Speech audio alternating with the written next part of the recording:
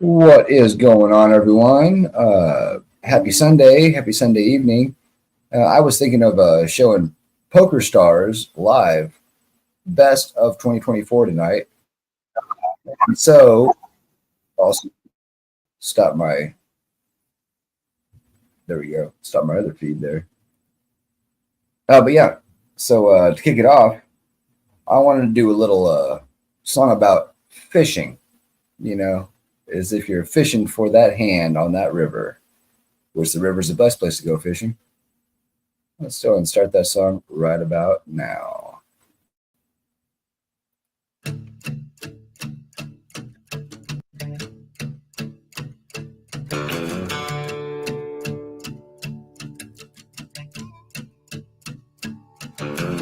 Lazy yellow moon coming up tonight, shining through the trees. Crickets are singing and lightning bugs are floating on the breeze.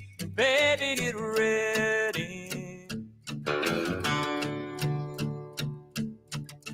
Across the field where the creek turns back by the old stumble road, I'm gonna take you to a special place that nobody knows.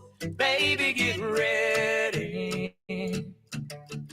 Ooh, you and me going fishing in the dark, lying on our backs and counting the stars where the cool grass grows. Down by the river in the full moonlight, we'll be falling in love in the middle of the night, just moving slow. Staying the whole night through, feels so good to be with you. Spring is almost over and the summer's coming, the days are getting long. Waited all winter for the time to be right, just to take you along.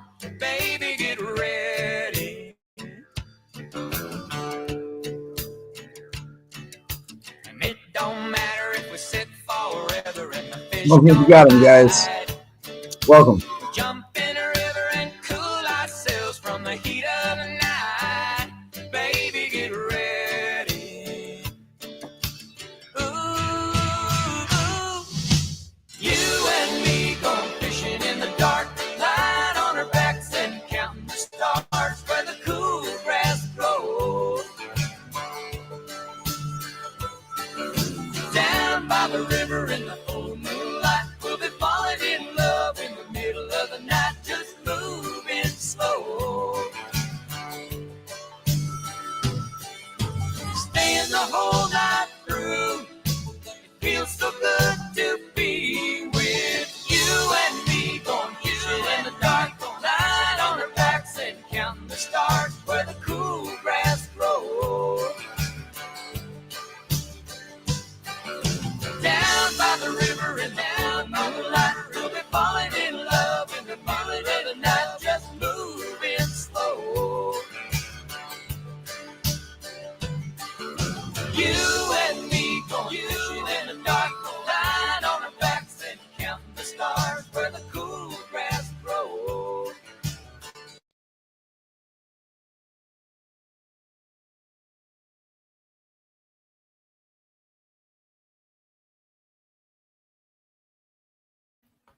All right, that's one from the Nitty Gritty Dirt Band, Fishing in the Dark, which is typically how some people win poker tournaments.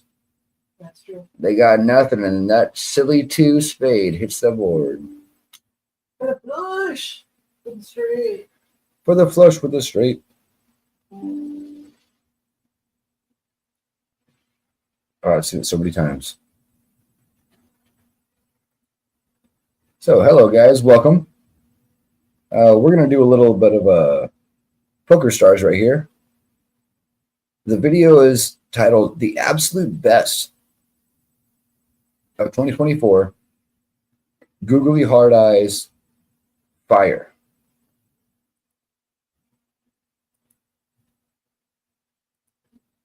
Let's see what's going on. Let me share the screen real quick.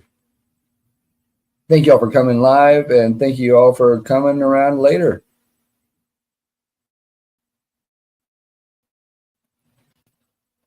This is a channel about poker and free speech and everything in between. Please like, share, and subscribe. We do have free poker games every Tuesday. And otherwise, we talk a little bit of poker stuff, or we'll just talk about random stuff that's going on in the world. Please leave your feelings at home, but also keep enough of your feelings to be respectful of everybody else and have a good, solid conversation. Hey, what's up, Jimmer? Welcome, welcome. Hopefully you can come on panel. I know you've been busy, but it'd be good to chat a little bit. I'm going to show some poker news here. Let's see what this is about. I have not watched this video yet, so we'll see what's going on, guys. Oh, been nice to see What a call. Oh my God, shit. Fucking hell. What a call. That's the most incredible call I've seen. Quads for Wig. Such a bad person, Parker. It's unbelievable. Yeah, like it's nothing. 30. Eric's raising 130,000 with King Queen of Diamonds. Pocket fives for Hans Erlandson. He's already getting the stare down. Yeah. Calls on the button. Round to Barney Boatman in the big blind. Darren Elias. Literally the guy we call end boss. Yeah.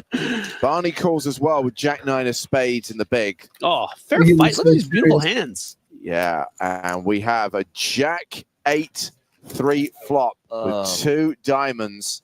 So top pair for Barney. I don't feel so good. The diamond draw for Afriat, who bets 250,000.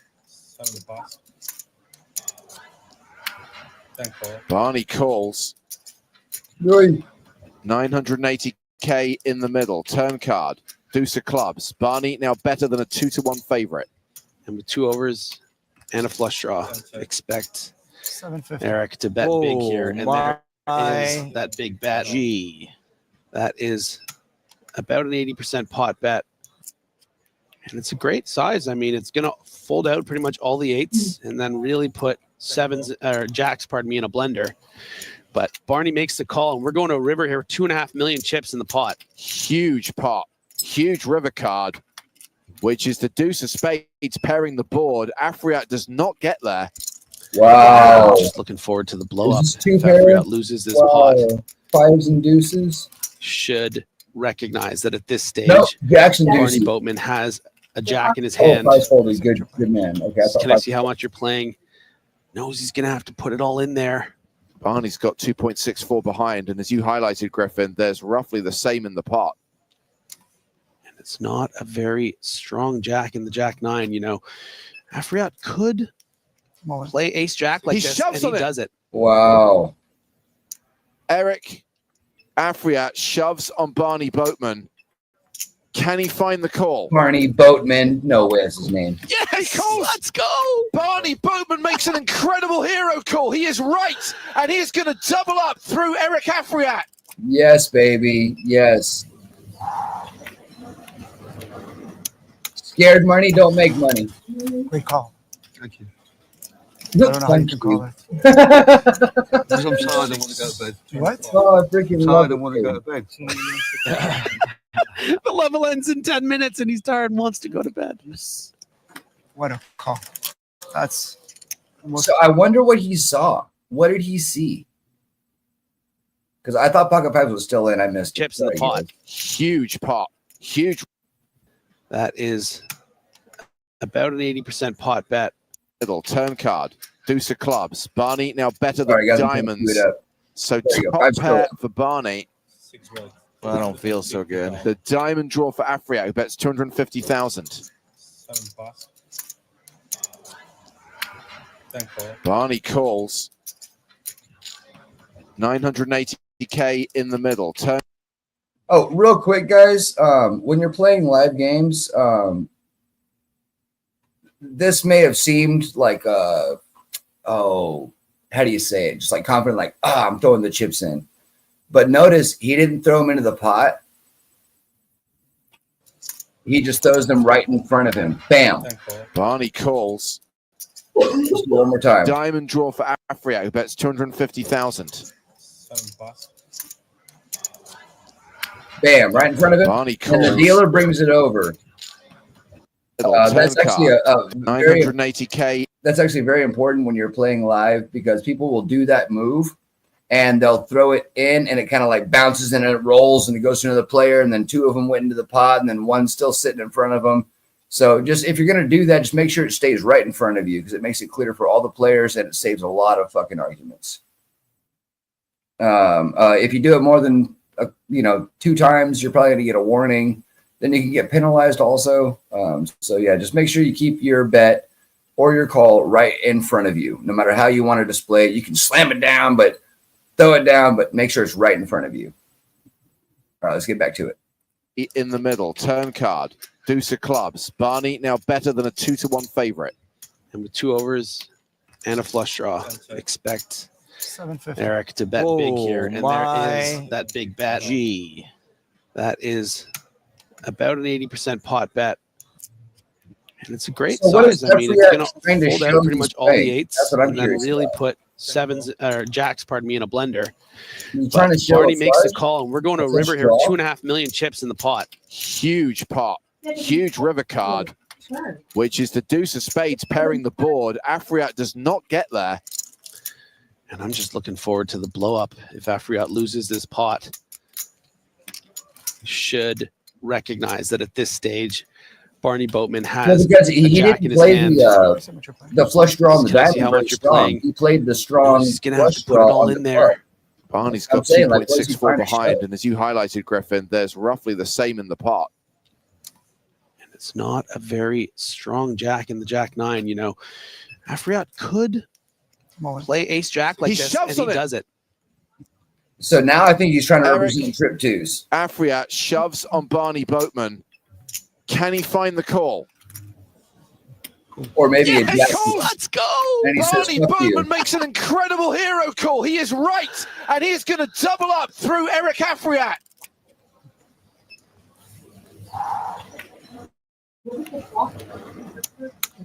Eight, three, jack. Great call. Thank you. I don't know how you can call it. So, Because yes, I'm with tired, those I wanna queens or What? kings or aces, yes. I don't want to go to bed. No, It's in 10 minutes and he's tired and wants to go to bed. Thanks to you, brother. What a call. That's the most incredible call I've seen. I actually lost the tournament. I was doing Life, very well big in money, because the finishing lady 11 literally minutes. just wore me the fuck out. Like I got so tired. From You home. got it or you haven't. I don't know. Kudos to her. You got it or you haven't. Rania Nasruddin in the big blind. Rania Nasruddin. Maria, from where we left off last night, would you have expected these to be the final 3? I feel like 2 of the 3, it certainly looked like it was trending that way, of course, for Ankalaev and Nasruddin. And Van Luke, definitely hung thinking in about there, it picked too, his spots, right? got super lucky with those running jacks. So fate has it that he's meant to be here. Yeah, and he has flop top pair here against second pair. Nasruddin checks to him. And he does continue. He bets 1.5 into a pot of just over 2.5. This is just a spot where she's going to take one off and see what develops. Of course, having that 5 is nice, can turn some straight possibilities or 2 pair. Absolutely. She now has a 4-1 advantage over Van Luke. Checks a second time. And if Van Luke knew what Nasruddin had, those glasses would be getting steamy. This is a brutal spot for him now. Fires a second barrel. I'm all in. Oh. Wow. She Oh my goodness. Wow. check shoves. He snap calls. What a Whew. Please hold. Please hold. Please hold. 5-4 hold for the pigeon. Van Luke has 8 outs. No jack, no 10, no 3. No jack, no 10, no 3. No jack, no 10, no 3. No jack, no 10, no 3. No jack, no 10, no 3. No jack, no 10, no 3. Those are his outs. If he doesn't hit a jack 10 or 3, he's out. It's the 10. Fuck. Oh my goodness. Okay. She's still Ouch. got 900K. It was a virtual all-in, and Freaking wow, man. she's going to be left with just 2 big blinds. She's taking it really well. I mean, inside, I Oh, can hang on, only imagine. What's Van Luke doing? He doesn't realize that What? he's won. You cover me, right? You won the hand. Oh my God, shit. Fucking hell. You didn't know you win the hand. Oh my God, I'm so sorry. He Oh missed my it. God. He missed the river. Oh my God. Oh my God. Oh my God. Yeah. Oh my God. Verstom. When he pushed his chip, Ja, ik ben moe, man. I thought he was asking the dealer to count his stack. tired. He thought he'd lost. I'm so sorry. I apologize. I really didn't know. That's fine. I'm not sure it is fine. Wow. This dude was already at the bar. Yeah. Oh, all in again. Wow. He was like, order now, I need one. Vaskabojnikov shoves. And the high variance strategy comes undone. I mean, we do have a 12%, but this is pretty much as bad as it can get. You hope Was that it ace 4 versus even if you get aces? called, you want to see Oh my kings God. or queens, something where you could spike that ace. Marta Rosian in an amazing position. God, evil Russian looking motherfucker. Look at him go. Okay. So unless Vaskabojnikov gets very lucky here, we are going to have a winner in this Wow, 50K dude. tournament here in Cyprus. I've seen it happen.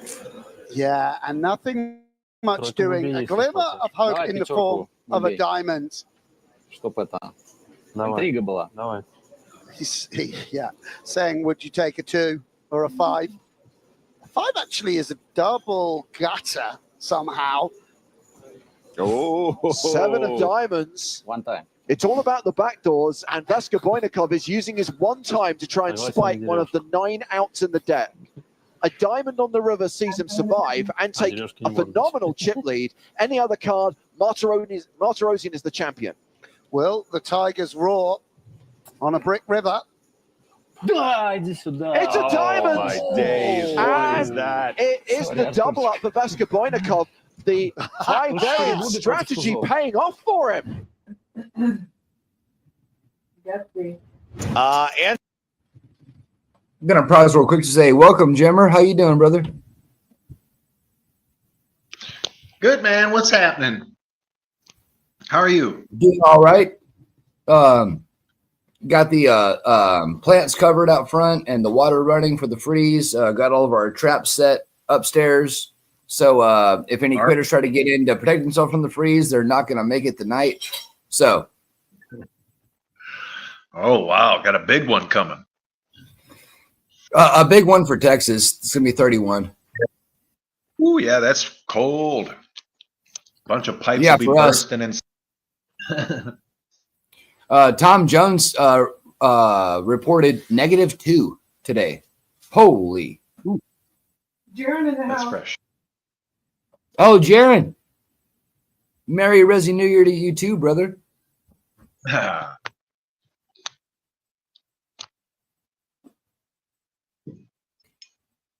But yeah, while we're bundling up, I figured I'd start a little show, have a little chill. Yeah, right on.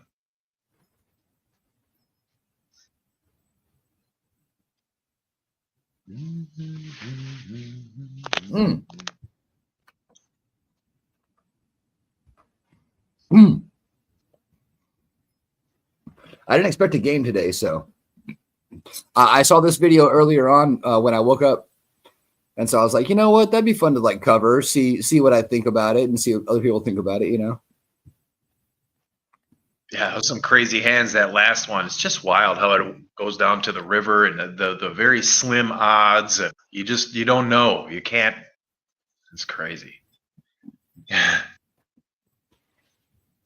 And that's where, Jim, I want to argue it's not luck. But damn it, the math is just not there. You know? Yeah, right. Math is there, just not on your side. Yeah. Well, and I've seen it, man. Running games for over 10 years.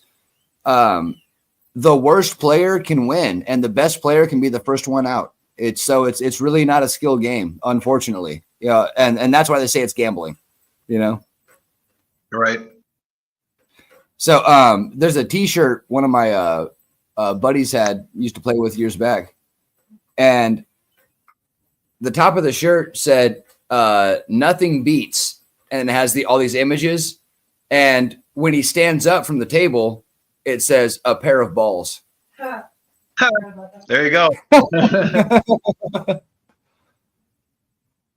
Like the last game we had, Growl was on.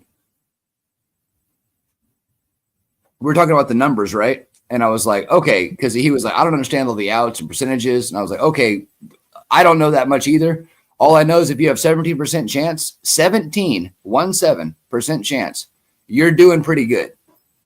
Yeah, that's and then 1 in 2 cards. Yeah, exactly. And so, but then you got to count your outs. So if you have 3 outs, meaning I need at least 1 suit or 2 different cards. You know what I mean? Number wise, face wise, right? Now you got 3 outs. If you're already ahead, that would be a 4th out, as far as I understand it. As I'm explaining it, dude, I got the exact card I needed to make the straight. And he was like, "You motherfucker, like you're explaining it, and then that's how it works." What? It's just a lesson. It just math helped me out right now. Yeah, right. Hey, what's up, Chris? Cheers, brother. Come on up, man, if you want. I'll be on for a couple more minutes. I want to finish this video, and then we can have a little chill sesh.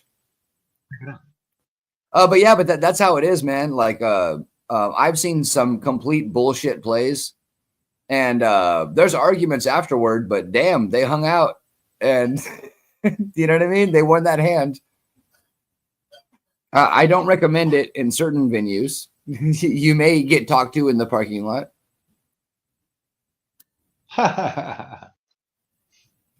So that's what they call being a donkey. For sure. So even pros donk out. What happened? It's okay. You don't like donkeys either. I know. But even pros do it. But it's just staying in a hand that you shouldn't be in, and then somehow you squeeze out. Yeah. Victory, yeah. Yeah. Oh, but man, I've seen it where some people, man, they'll lose to something like that because let's say that the person had like a straight the entire time, like they flopped the straight, so they have their 2 cards no one can see, and the 3 cards on the board give them the straight, and then 2 more cards come, and the straight's obvious, but 2 more cards come, and that gives so and so the other person full house. And it's just, you son of a, or a flush, just went over the straight. You son of a bugger. All the chips go flying everywhere. Yeah.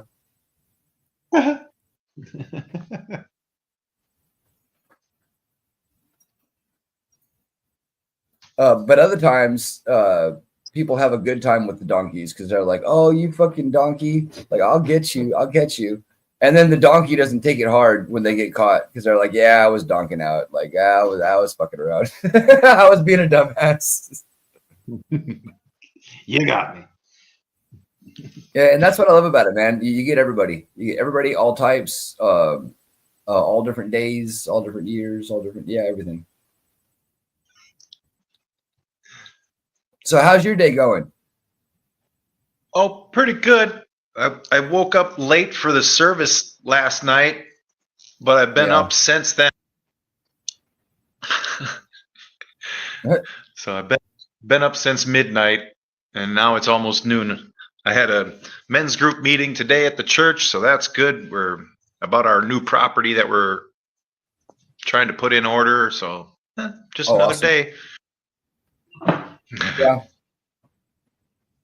Well, that's sometimes too. Like, it's like you wake up before the sun. And you're like, well, I guess I just got to stay up a little bit longer because I got a meeting later. Yep. Yeah, we missed you today, Jimmer. Yeah, I missed you guys too. I went back and watched the service. It was good. Yeah. Yeah, I missed it as well. I woke up and it was like ended 17 minutes ago. I'm like, I mean, I got in there like at the last possible minute of the minute. And I was like, hi. Yeah. And then they're like, okay, bye. Later. Oh, Durant. Yeah, Tamara was talking about she wants to get involved again with Habitat for Humanity in her area. Her Okay. mom used to be on the board. Terry That's cool. SUV isn't working, so she isn't able to drive around as much right now, but they're hoping to have the finances in place so that her son can go to the inauguration with the band. Yes. Oh, okay. So, if you didn't know, I'm sure Teresa can post it here. So, Terry's son's high school band was invited to the inaugural parade, and all they got to do is get there. So there's a fundraiser that Teresa's going to post right now. Awesome. Yeah. So if they can get there, they're in, man. So we're really rooting for them. I would say so. That's a once in a lifetime. How great. Yeah, they're just shy. They're just shy. Their goal's 270,000. They're at 264. Oh, their goal is 270. They're only 10 grand shy right now. Wow. How big is the band? Oh, dude, it's a full high school band. Like to fill a football field. Yeah. 250. 250 is our goal. No, 250 individuals. Oh, 250 individuals. They should approach like some of the packs and be like, hey, help us finish this. Get us over the goal. Look at how much we raised. Just push us over the edge. Yeah. Yeah, bro. They got to go after the big guys just to push them over. They can do it. I know they can do it. Oh, Heck that's yeah, great. man. They're going to go. And honestly, man, if you think about it, $1,000 a kid, that's really freaking cheap to get all the equipment there, all the buses, all the chaperones, all the hotels, all the food. God bless America, Gee, yeah. Wow. Oh, Well, wow. You know exactly what it takes to organize events. Wow. How exciting. I mean, that's 2 airplanes full of just the band. If it's like a 737 or it's 2 full jets. Like, wow. Yeah. Yeah. Fun. That's what I remember. We had good sponsors for our JROTC program. And still, man, I'm hearing about all the stuff they got to do. I'm like, how much money does this freaking school have? And it's like the school doesn't have that. It's just programs have that. Oh, okay, I get it, Yeah.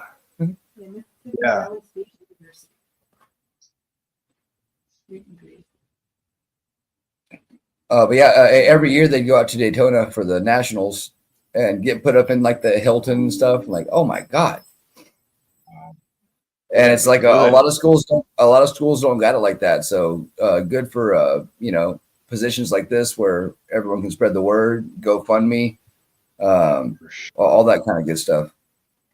And it's beautiful too, because just about 5,500 people donating anything from $20 to 2,000. Yeah.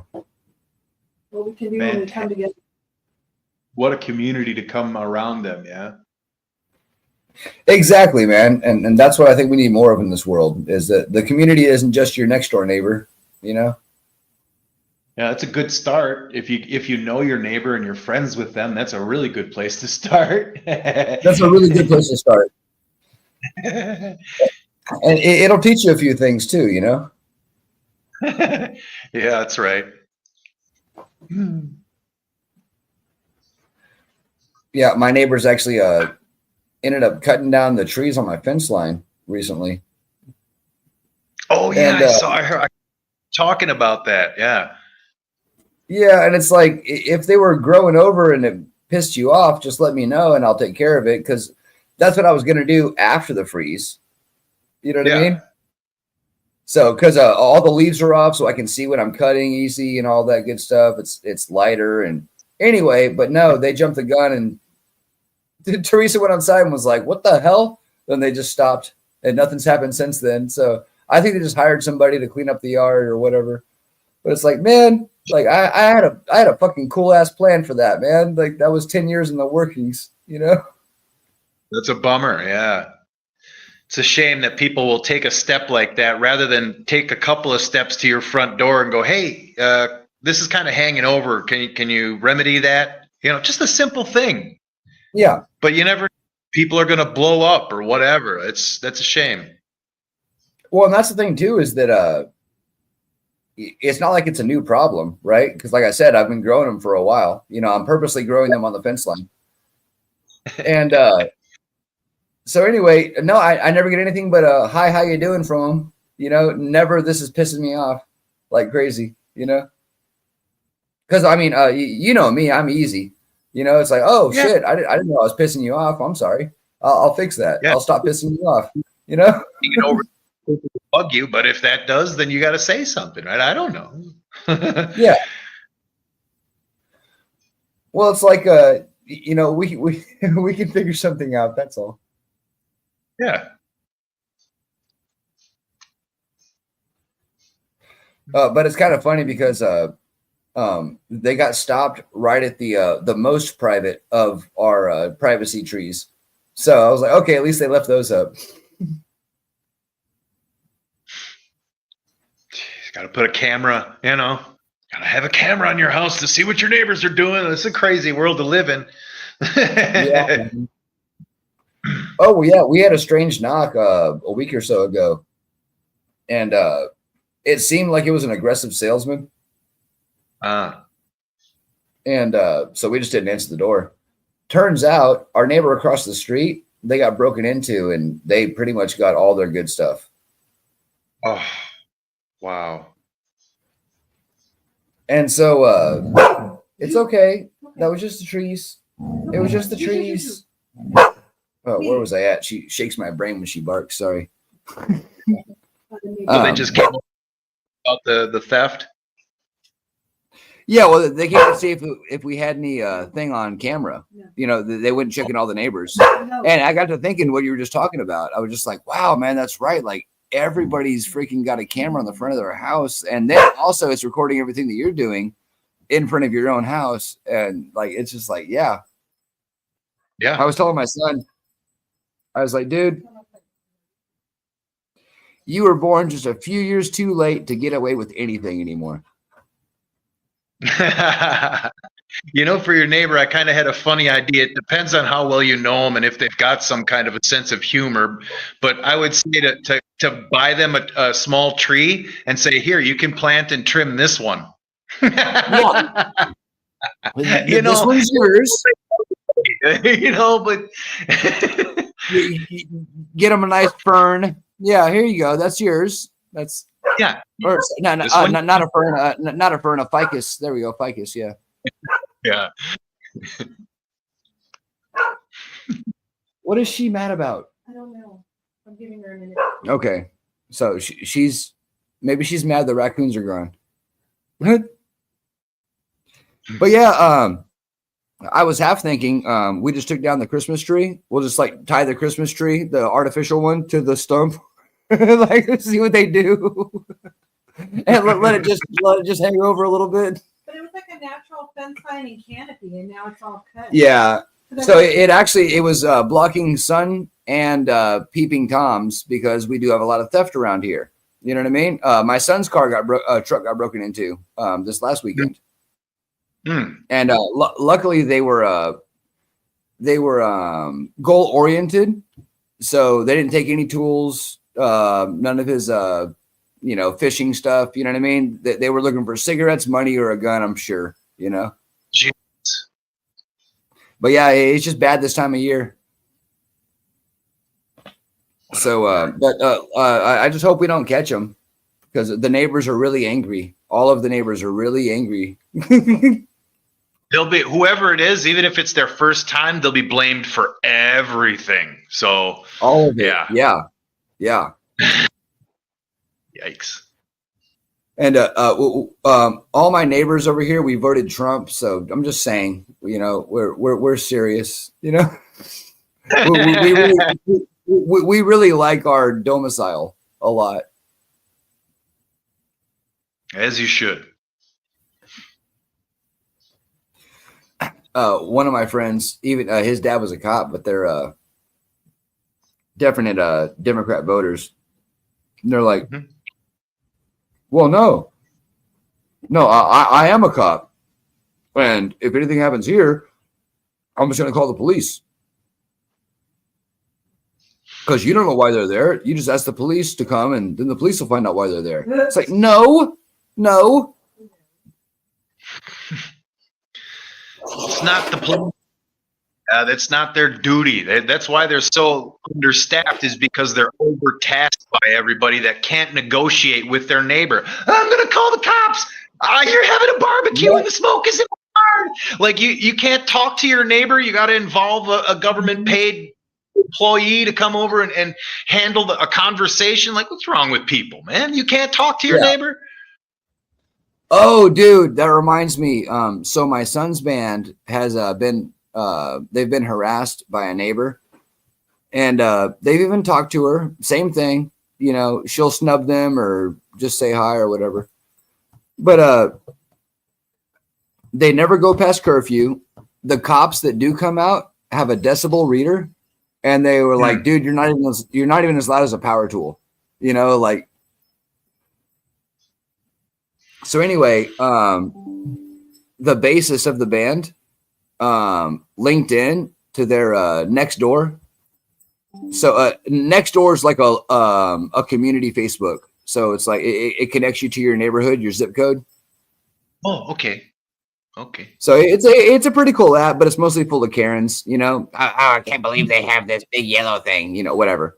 But sometimes it's helpful because it's like, hey, this guy's like knocking on doors, bro. Like if you see him, you know, he's not working for anybody, whatever. But yeah, so he actually found her post about how she's called the cops multiple times, and who do we have to talk to get this madness to stop? He put it on a fucking t-shirt, her actual post with her face and her name. And then at the bottom of it, he added on, you need to talk to us, as in the band. Like, just come talk to us.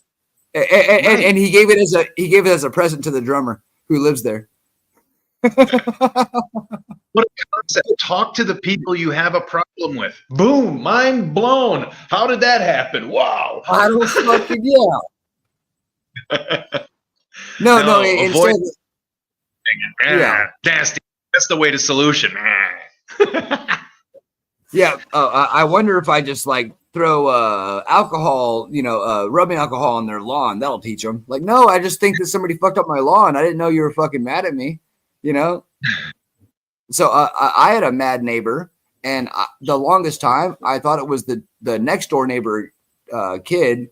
He was 16, troubled, and there's random like knives and pots and shit in my pan, and pots and pans and knives in my backyard next to my dog pen. And so I'm just thinking like, okay, maybe he's just like trying to be a ninja or whatever. Turns out it was the neighbor next door to them who was throwing shit into my yard, claiming that my dog was barking all day. So instead of coming over to talk to me, he was throwing shit at my dog. And it wasn't even my dog. Shit is thrown at it. It's gonna bark more, you moron. Look, it's aggressive when I do this. When I unknown pot and pans over the fence, for some unknown reason, the dog loses its face. Yeah, it's crazy. I don't know what happened. Yeah. Oh, wow. Oh, man. What a mess. And I found that out through the kid's uncle. He was like, dude, so-and-so's real fucking mad at you. And I'm like, why? Because your dog keeps barking. I was like, no, it's not my dog. Like, my dog doesn't do that. That's 3 doors down. He's like, oh, well, that's why you got all that shit in your yard. I was like, well, thank you for letting me know. We have a psycho on our hands. Awesome. Thanks. You know, right? Jeez. Yeah. But people are crazy, man. And that's why we got to keep that good, because it's so easy to be just like them, right? Just to twist it right over and be like, I'm going to get some vengeance. Nah, screw that. Go. That's my vengeance, is go to their front door and go, hi. If my dog bothers you, this is my phone number and you get to call me because I'm your neighbor. Yeah, like, exactly. come on, man. Someone's breaking into your house. I want to call you and call the cops, and I need to know who you are so I know who's not breaking into my house. Like, what are we doing here? Yeah, exactly. Yeah. Oh man, that Yeah, gets me. it really is wild stuff. The last neighbors we met, they seemed like a nice couple. We met them this Halloween.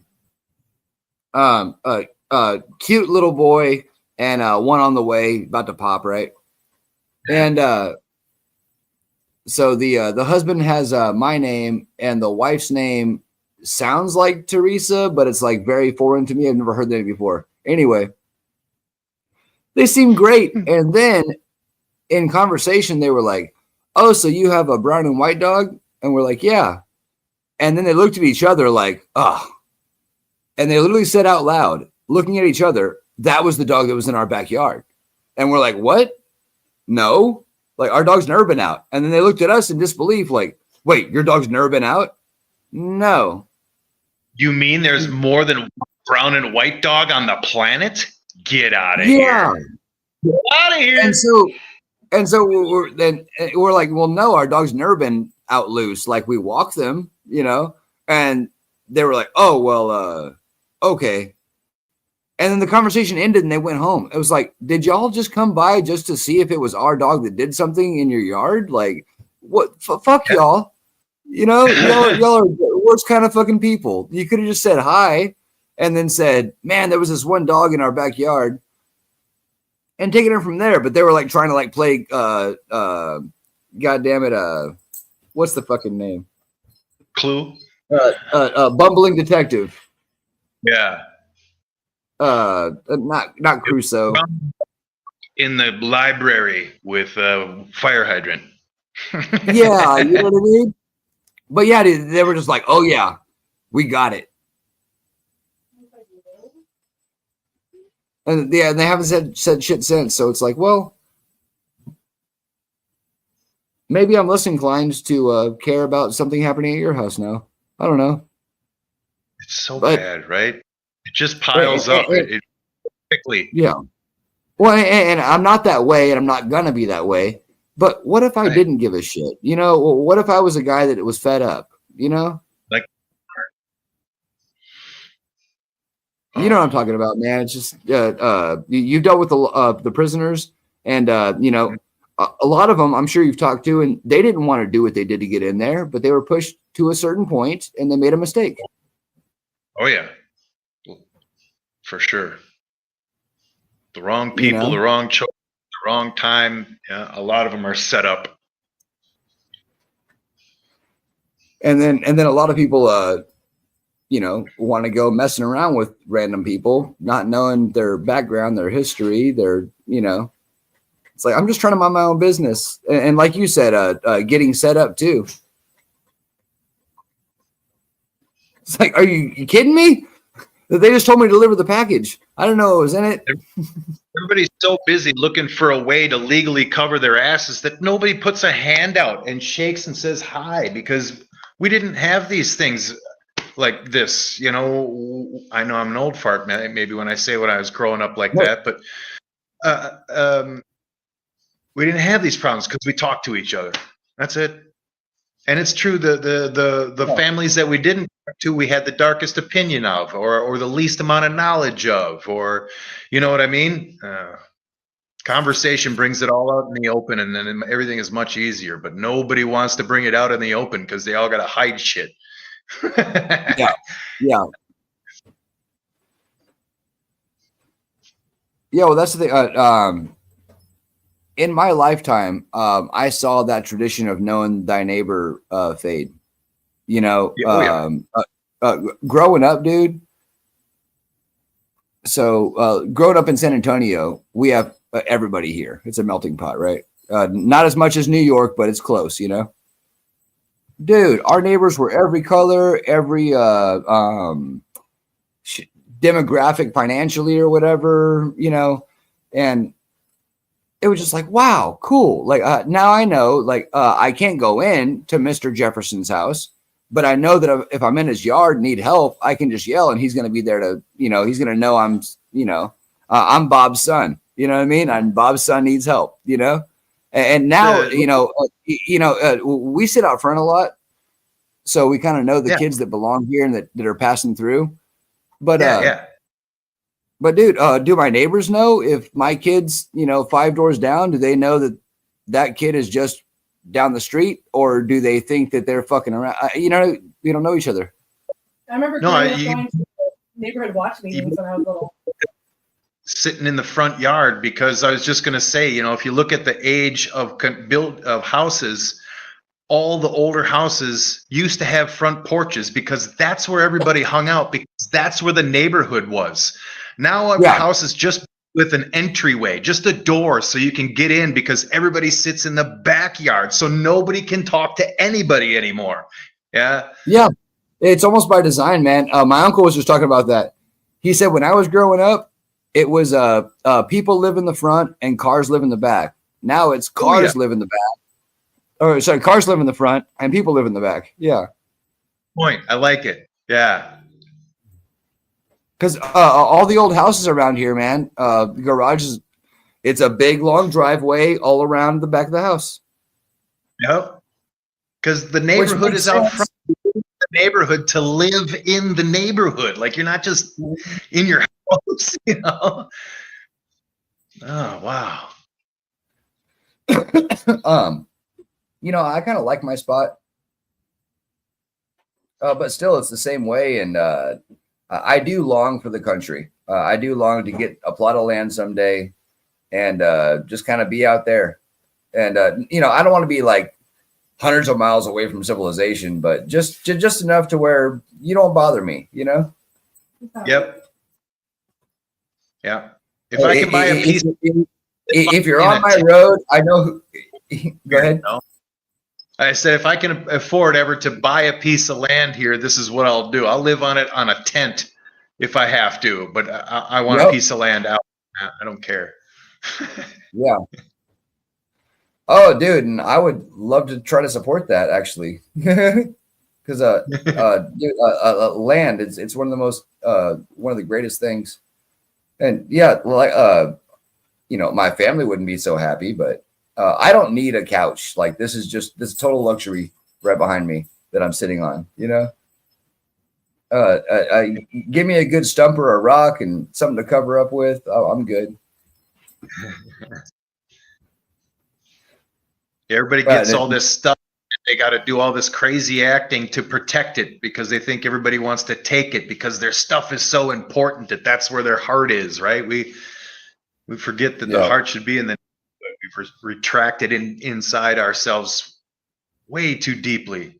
I don't know how we evolve back out of that. Yeah, man.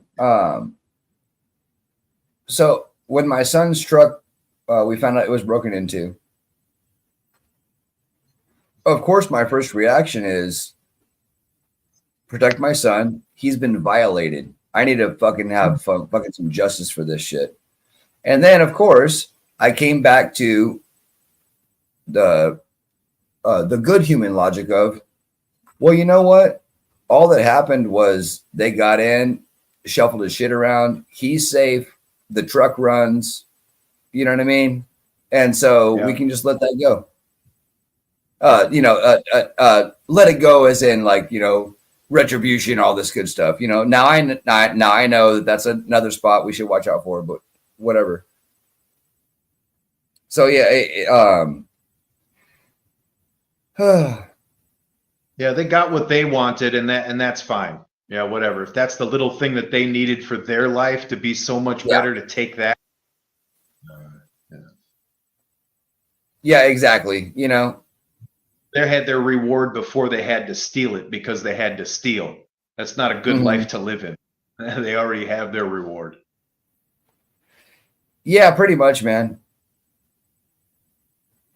Well, and then it goes back to this is a tangent here, but kind of leaving shit alone, because it wasn't that bad over here until they shut down the bums that were living in the woods around here. Oh, okay. So they had a community out in the woods. They built an Amazon center, Amazon distribution center. Oh, And so now we have bums going in and out all through our neighborhood, and it's a big long street on a main highway, off a main highway. So they just come in, dude, and they just filter through.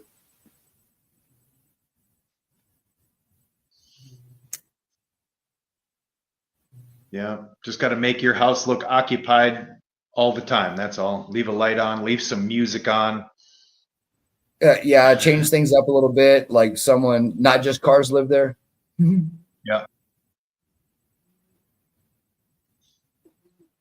So yeah, I like to think that our house looks like we will shoot you. So nice. it's just orderly enough and just in much disarray to make you think that we probably don't care. Like, but that's our biggest deterrent. But honestly, yeah, man, it's like now I'm thinking about having to unload my trucks every night. You know, I got pretty good locks. You know, they're hard to break into, but still, a window's a window. You know. Yeah, that's your livelihood. You're tooling. Yeah. Well, I might work on that tonight. Just get at least one truck empty. Yeah, because if they came by and went in the truck, but were able to look in the back and they're like, yeah, we're not prepared to take all that, but they're like, I know where this is. Yeah, we'll be back when we're ready.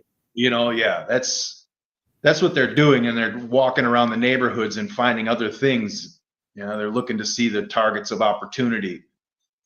Yeah, well, that's another thing too, is that the neighbors across the street, they really did pretty much rebuild that house. So they've had the ones that got robbed real bad. So they've had at least 24 people working on that house, and any one of them could have told one of their friends, and then you wait 2-3 months. Yep. It's real simple, unfortunately. Yeah. Well, the other side of the thing is, you know, if you don't have anything, then they can't take it. And yeah, and that is good too, man. They can't steal from me. I ain't got shit. For me, it's almost the same. Like, I have a lot of things, but I really didn't spend money on a lot of the stuff that I have. It was all through time and friendship, you know? So it's not that I really, you know, I saved up like all this money for that. It was just like, man, that was really special to me, you know? Yeah. That was from Jacob, man. Jacob was awesome, dude. What the fuck? Why'd you steal the thing Jacob gave me? You know?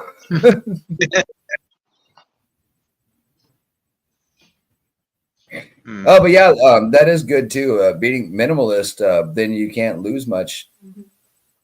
Oh yeah, minimalist. That's right. Yeah.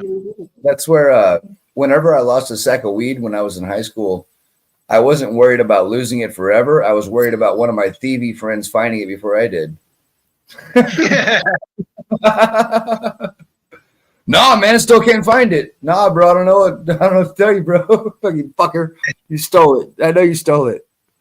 Because I heard you smoked out amber. You fucking sure smoked out amber. Fucking, how'd you get that weed? Fucking. Oh, fuck. But again, man, the human animal, we keep going back to it, the human animal. And it's just, it takes, what, 2-3% just to think 1 second, man, I should stop being an asshole, you know? That's it. You can get rid of one asshole in the world. Sorry, listening. She's barking.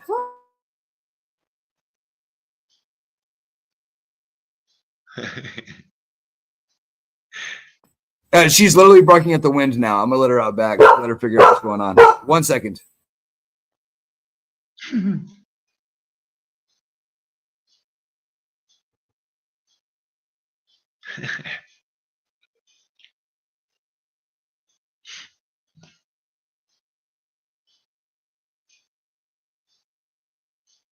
Ride like the wind.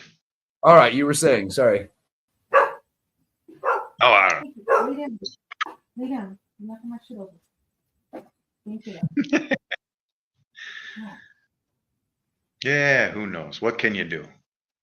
You can get rid of, each day when you wake up, you can make the world have one less asshole in it just by not being one. Yeah. and that's my struggle is that I love being an asshole. So then I realize people don't like But that's the joy of being an asshole. You don't care if they don't like you. I mean, I enjoyed being an asshole for many years. Yeah. It was fun. Well, I had a good game. Saying love your neighbor as you love yourself. Well, I hated myself, so that freed me up to hate anybody, right? So that's a good deal. Yeah. That's what I thought.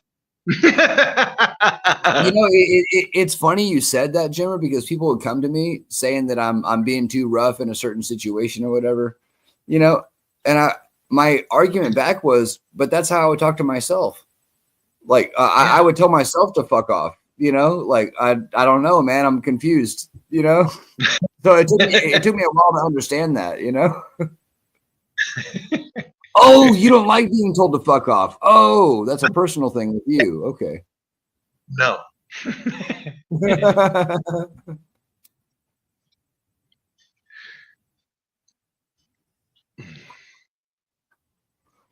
But yeah, shoot, you've been around long enough. I was talking years ago in the Crippy Crew about, dude, I was just angry in my 20s. My 20s, I was just pissed off at the whole fucking world. And I've always been a happy guy, but also, so I just like made jokes about it all the time about how mad I was, trying to be funny. And it was a 50-50, I was like, I'm trying to get through this, guys, like y'all piss me off, but let's have fun with it. So that's where happiness is a choice, right? Yeah, that's what they tell me. It's easy to get pissed off. Yeah. Well, I'll tell you again, man. I'll tell you again. Yeah, like right now, my dog barked at the wind, interrupted the show totally, completely. We have one of those old 1990s clamshell style plastic ashtrays.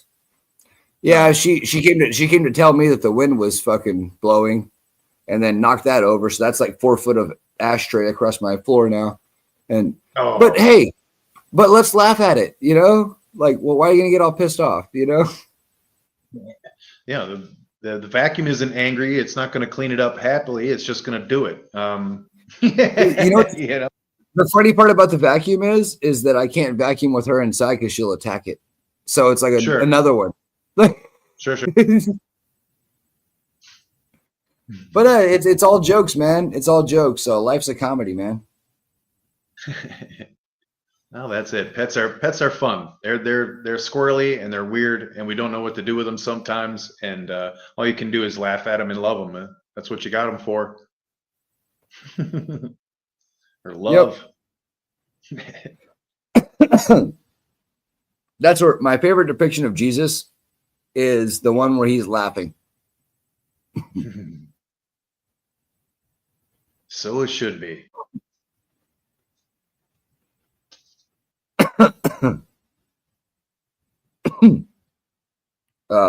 There's been a repeating documentary, which is really good as far as telling the story.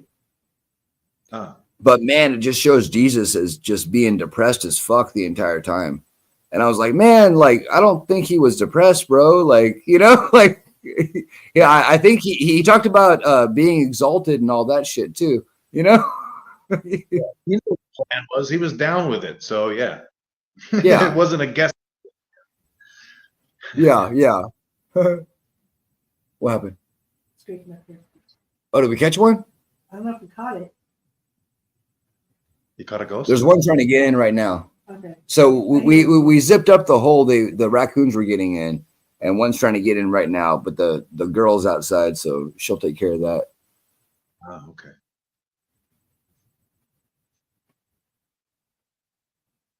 Because yeah, we 100% have no trees touching our roof, so that's all animals doing that right now. Right there. Oh, that's what she's barking at. She hears them up in your house or on your roof. That's what she's barking at. Her ears Yeah, are so that's what I'm sensitive. thinking now. Because what the raccoons do, they come in from the field and they jump from our fence to our house. So I think they utilize the blowing wind to try to like mask their fucking sound and all, because they're wicked smart. But yeah, that must be what it was. She heard better than we did. Yeah. Yeah, she's barking this way. I can hear him over here. Put a little like a piece of wire lattice to help them to get onto your house from the fence to the house, but then electrify it. Yeah, yeah. Honestly, man, I that thought crossed my mind today because I'm tired of this, dude. It's been months. They can be expensive. It can be nasty. Those things are vicious as well. Yeah, you can get no, done. Cook them up. Mm-hmm. So I think that's a rat. There's okay, a rat, yeah. Or a squirrel. That was probably a rat. No, I'm pretty sure it's a rat. That's a raccoon. Yep. It's gonna be a fun evening, y'all. I always knew it was a Disney princess. I didn't know this is the cost of which. You know, Snow White has all the animals, right? All the animals. You know, what's funny as shit is that we first got together and I was telling Teresa how, like, you know, creepy crawlies just kind of find me.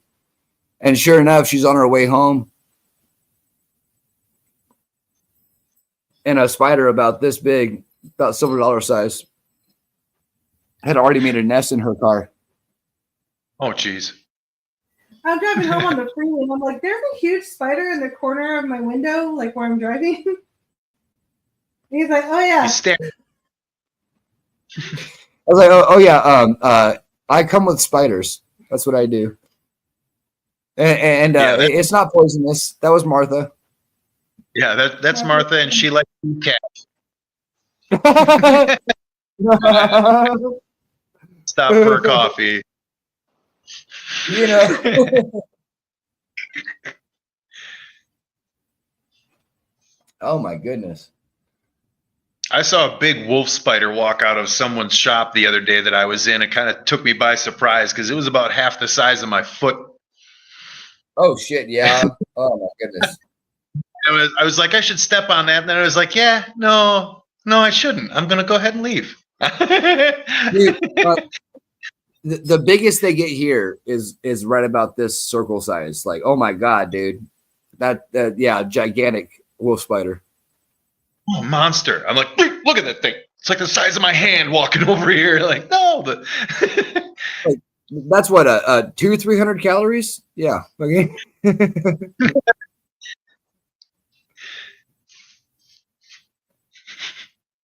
Oh, yeah.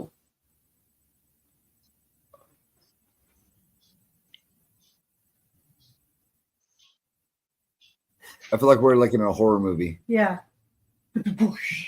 Yeah, they're about to fall through the ceiling any minute. You hear him skittering around up there. Yep. So this house that I'm in, I get some squirrels in the roof, but there's ventilation fans in a couple of the rooms, one in the bathroom, and for some reason when I turn those ventilation fans on, they leave the house. They don't like the vibration or the noise or whatever. Boom, they leave. Interesting. You know, it could be that their ancestors got caught up in one of those things and were like, never do that. Like, just get away. They're not a fan of the fan, so it works. I hear them scuttling around. I flip it on and it's done. They're gone. Interesting. You know what's fucked up is that I need to install that exact same device and I just haven't done it. So maybe I'll do it this weekend or this week. Sorry. Give it a shot. Why not? Yeah. Okay, now they got in the old entrance, fuckers. And that spray foam, go around the outside of your house on a ladder with spray foam and close up every single hole where they could get in. Let it expand into the hole. Savages. Well, like I said, man, I mean, I wouldn't care if they didn't just cost so much extra.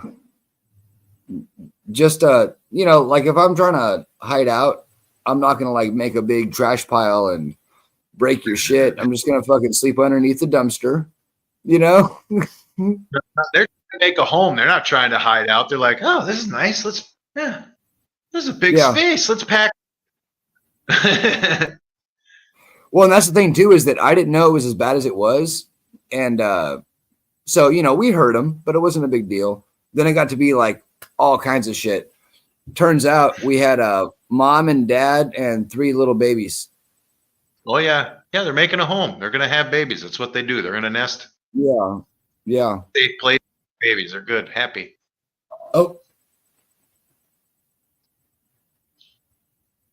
now I hear chewing.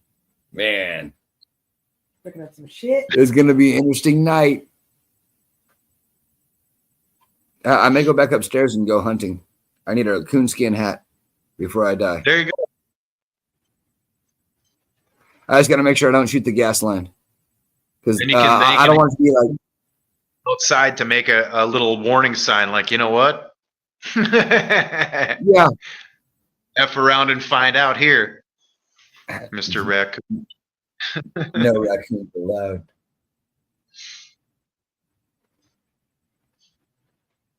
Oh man. Get a they're loud as. I mean, a removalist to have them come and take it, they'll take it, but it doesn't mean they're not going to come back. You know what I mean? Like someone else isn't going to move in up there. Yeah. Well, we dropped them. We dropped them off twice. I'm pretty sure at least one raccoon did not make it back, but the other one could have. But yeah, dude, within 2 days we had raccoons again. Yeah.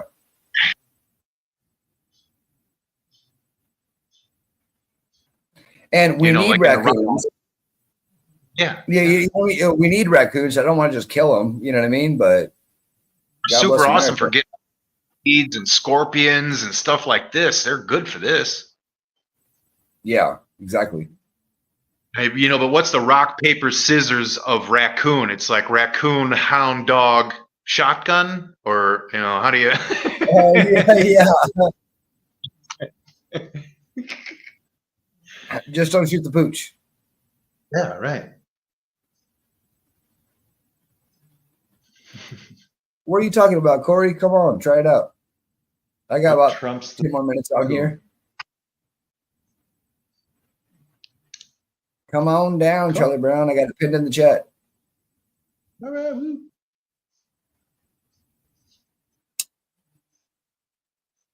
Unless you're scared. Oh. Nah, that was unfair. He says, all right. This motherfucker. Get what you asked for. The vacuum scaring her. I need to grab the vacuum because I accidentally spilled the birdseed. Oh, the bird seed? Uh-huh. Oh, wow. Yeah, good time. Well, when she's out back, now's the time to do all that shit. But the vacuum's out back. No, you use that one. would Birds of Prey scare a raccoon? Because you could like play recordings of a hawk or an eagle or something. Oh God. Oh, Texas raccoons fear nothing. Ah, see, there we go. We got a problem then. Oh, I'm going to show you something actually real fast. Here's what raccoons do in Texas. Okay. You think I'm fair? Get an armadillo? I don't know. What's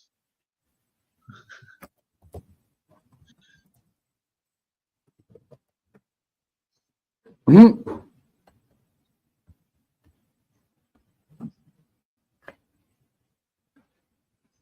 Gotta share it. I'm trying to find the right video. Hold on. All right, found it.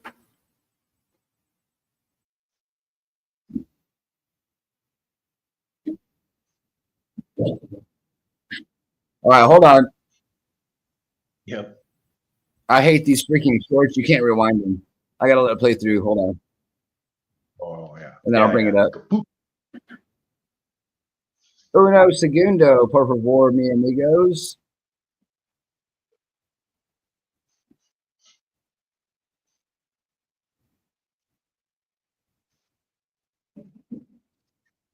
Bien, hermano, bien. All right. Almost. All right. All right. So this is a raccoon that was trying to be friendly and was not permitted to pass. No. See. All right. Yeah, there we go. All right. Check this out, y'all. This is why you don't fuck with raccoons. These are coyotes, wild dogs.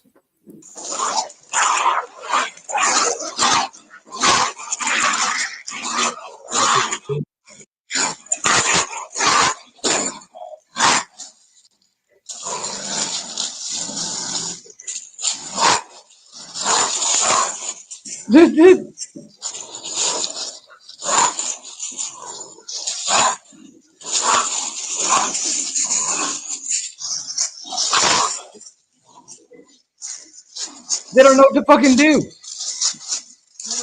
Yep. They've never seen anything like it in their lives. If it was a road, coyotes would know what to do. It's a red one right now. Dude, he's just tossing them around like they're toys. One raccoon. A whole pack of coyotes. They don't want nothing.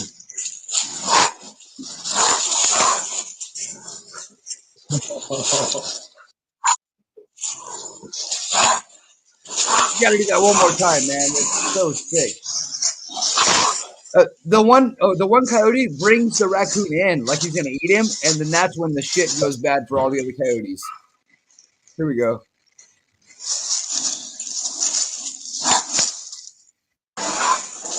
So he brings him in. They're like, yeah, dinner. And then, boom, what's up, bitch? Boom, get out of here. Oh, shit.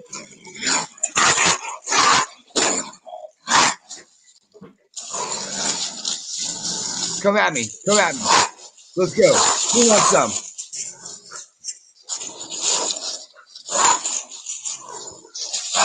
Damn, raccoon did better than I would, man.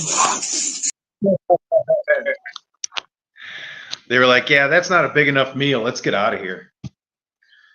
Yeah.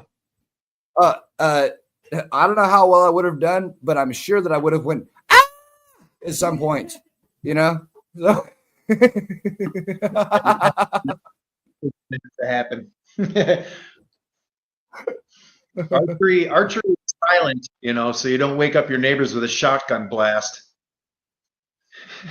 yeah, that's also true.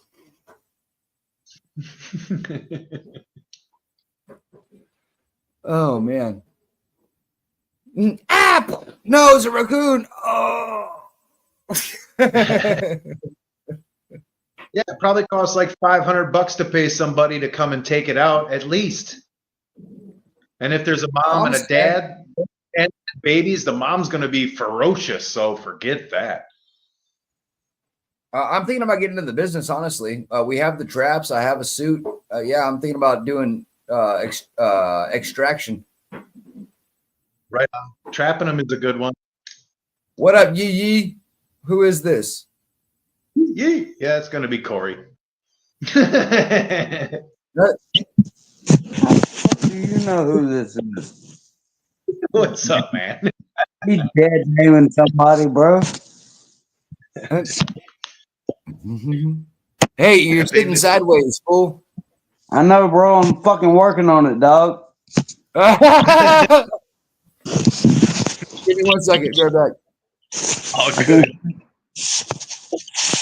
What? How we doing?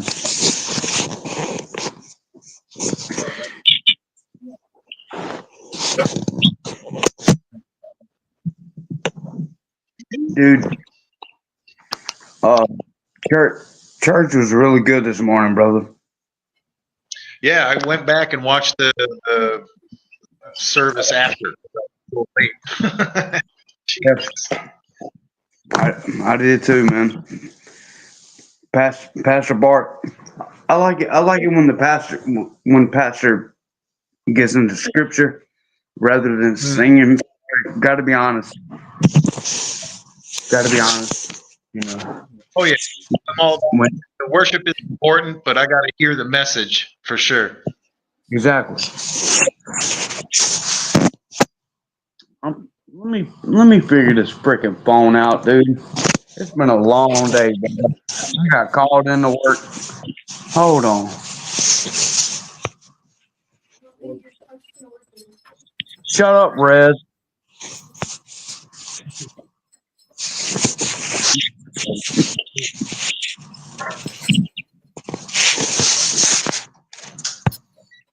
There's Mom. Hello. There's Mom. Say, hey, Mom. What's up? You on You on fucking camera, dog. You can't cut run. God bless her heart. Hello, hello, hello. So, Jello. I love fucking Jello. What? It might help with the extra dust to keep it in there. So how you doing, Jimmer? You doing all right, brother? Okay, hanging in. Yeah. Just watching this friggin' big house to live in for a few months while I watch it. It's nice. I'll be going back to a single room. What? Oh, you Oh need yeah, to man. My fault. Go ahead. No, just every day at a time, man. Hell yeah. Oh yeah. I've had a lot of friends that were homeless, basically career homeless, and they said, "You know what, man? Like, I did choose this life, but it's so good to know that you got a place to sleep. You know, but I know tomorrow I got your place to sleep, Rez, and then after that I got Jeremy's place to sleep, and then you know what I mean. So yeah, it really does make a huge difference. That's it, brother. As long as you got a roof over your head and some food in, as long as you have a roof over your head and some food in your stomach, yeah, that's all it is. That's all you need. I was homeless as in street life for 2 weeks, and yeah, I was lucky enough to have a job the entire time. I just didn't have a place I could stay. So, you know, overpass it is, drainage ditch it is, you know. And then so I was talking with my girlfriend at the time at her house. Her big sister overheard my condition, paddle told, and then Dad said, "Hey, Rez, we need to talk." I'm like, "Yes, sir." So he does the whole sit down on the couch. You know what I mean? And so he goes, you know, I got word that you're living on the streets. And I was like, "Yes, sir." And he goes, "What happened?" Told him the story, you know, problems at home, whatever. And so he goes, "Well, I got a problem, son, because my daughter is not going to date a hobo." And I'm like, "Shit." And so he goes, "That's why you're staying here, son." And That's a hard.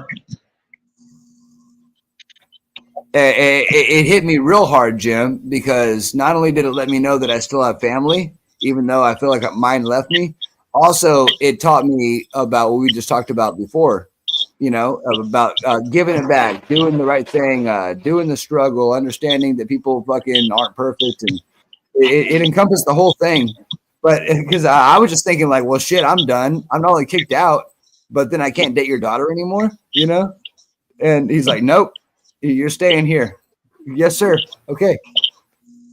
There you go. Easier to keep an eye on the two of you as well. Say it again. Easier to keep an eye on the two of you as well. There you go. My bedroom was the living room couch. Yes. Yeah. He always had an eye on me. Yeah. Of course he did. Dude, one time we were sneaking a shower together, and we hear, yeah. And so next thing you know, we hear a knock on the bathroom door, and we're like, I'm dead. You're busted. I'm dead, you know? And her sister walks in. And we got onto her so bad because we were like, why in the fuck, today of all days, were you quiet? We always bitch about you being too loud coming home, but today you were quiet, you know? Because her dad was quiet, you know what I mean? But so when it was all ticking, you know, just a little door open, we were like, fuck, it's dad, you know? How has Teresa not killed you yet, dude? Because I'm invincible like Wolverine. You are not okay. There's so many. Boy, that was before me. That was before me. Okay. Yes, I'm ma'am. a really good bad boy.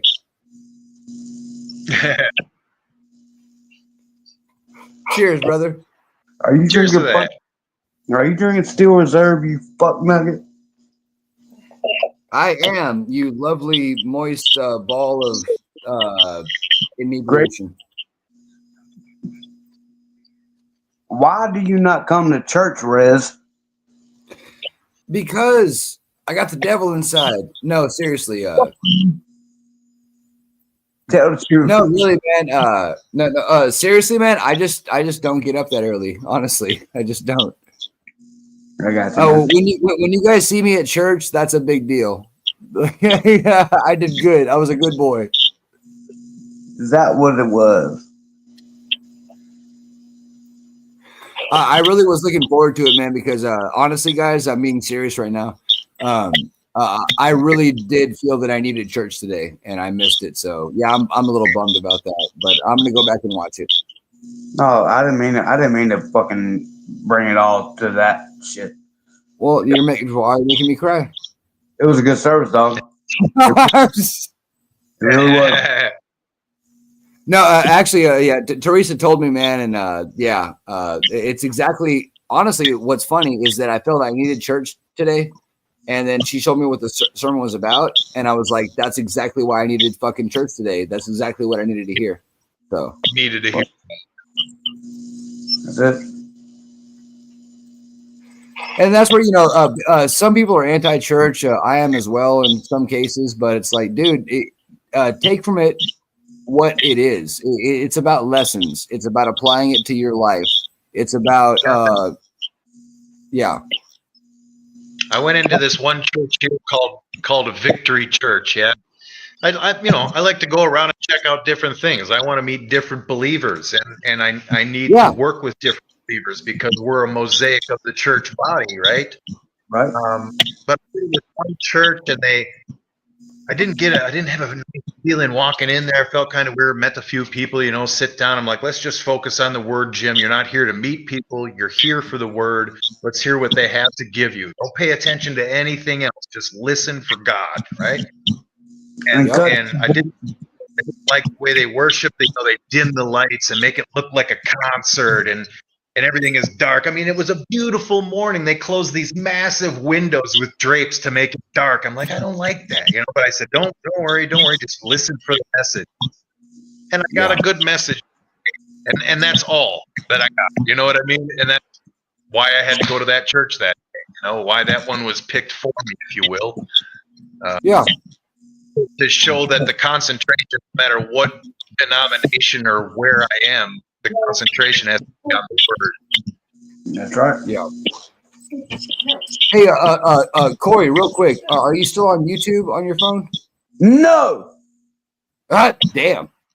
I'm getting a click somewhere. I don't know who it is.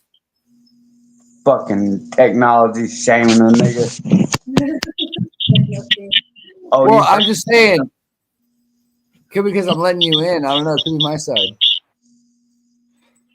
But yeah, dude, and that's what it is, really. I wasn't church hunting per se, but I was going to different friends' churches, and I totally got the same aspect.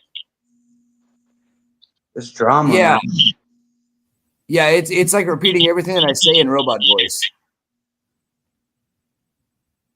Let me mute you real quick. Hold on 1 second, Corey.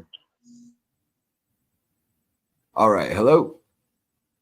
Yeah, it's an echo on your side somehow. But no, it was just good to get the message that was brought that day, Jim, and that's what that is exactly. Yeah, that's it. You know, you don't have to go there to find a relationship with a bunch of people. You're going there to get a relationship with God. If it so happens that you get some other relationships, that's fantastic. But the number one is the number one, man. And if you can stay focused on that, everything else falls in the line. I'm actually used to also. Yeah, it's like the church local here. They're going to have a women's event at the end of the month. I'm going to check it out. They had it last year. It was really good. But yeah, when you can connect, cool. It's great. But you know, that's not the only thing there. And that's where maybe a lot of Christians and evangelists get caught up in it, because you know, it is in the gospel that you're supposed to bring people to the Lord. But by doing that, sometimes maybe you're not the best communicator, and you could be pushing people away from the Lord. You know, so just let the message speak for itself. You know. Yep. Yeah, you got to make the introduction. The choice is individual. That's how it is. Yeah, you don't know and who's ready when, you know, because we're chosen and given our faith, and not everybody is given that same faith. Yeah, and when we're chosen and we agree with it, and we're like, yeah, I like that, God. I like your faith, and I'm down with whatever you want me to do.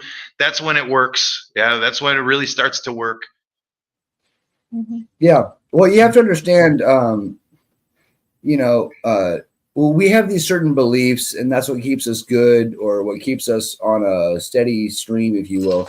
But also, you have to realize that, you know, are these what I want, or is this what God wants? And try to separate the two. And, you know, yeah. Yeah. You know, the greatest thing that Jesus said was the willingness to lay down your life for someone else. We think of laying down our lives as in death.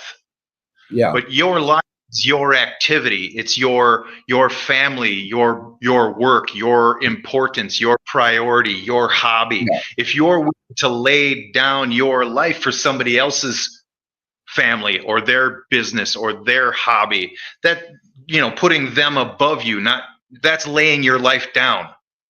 Yeah. That is the valuable thing, is what it's saying. You know, the ability to set yourself aside and put somebody in front of you. There is no greater sacrifice, and you don't have to die to do that. That's something we can do all day, every day, with every encounter that we meet. Yeah, man. Hey, Joker Jake, welcome, man. This got theological, but also you can apply it to poker as well. But yeah, man. Honestly, Jim, what you just said is the reason that I let my ex-wife go without any problems. Right on. It's the exactly what you said is the reason why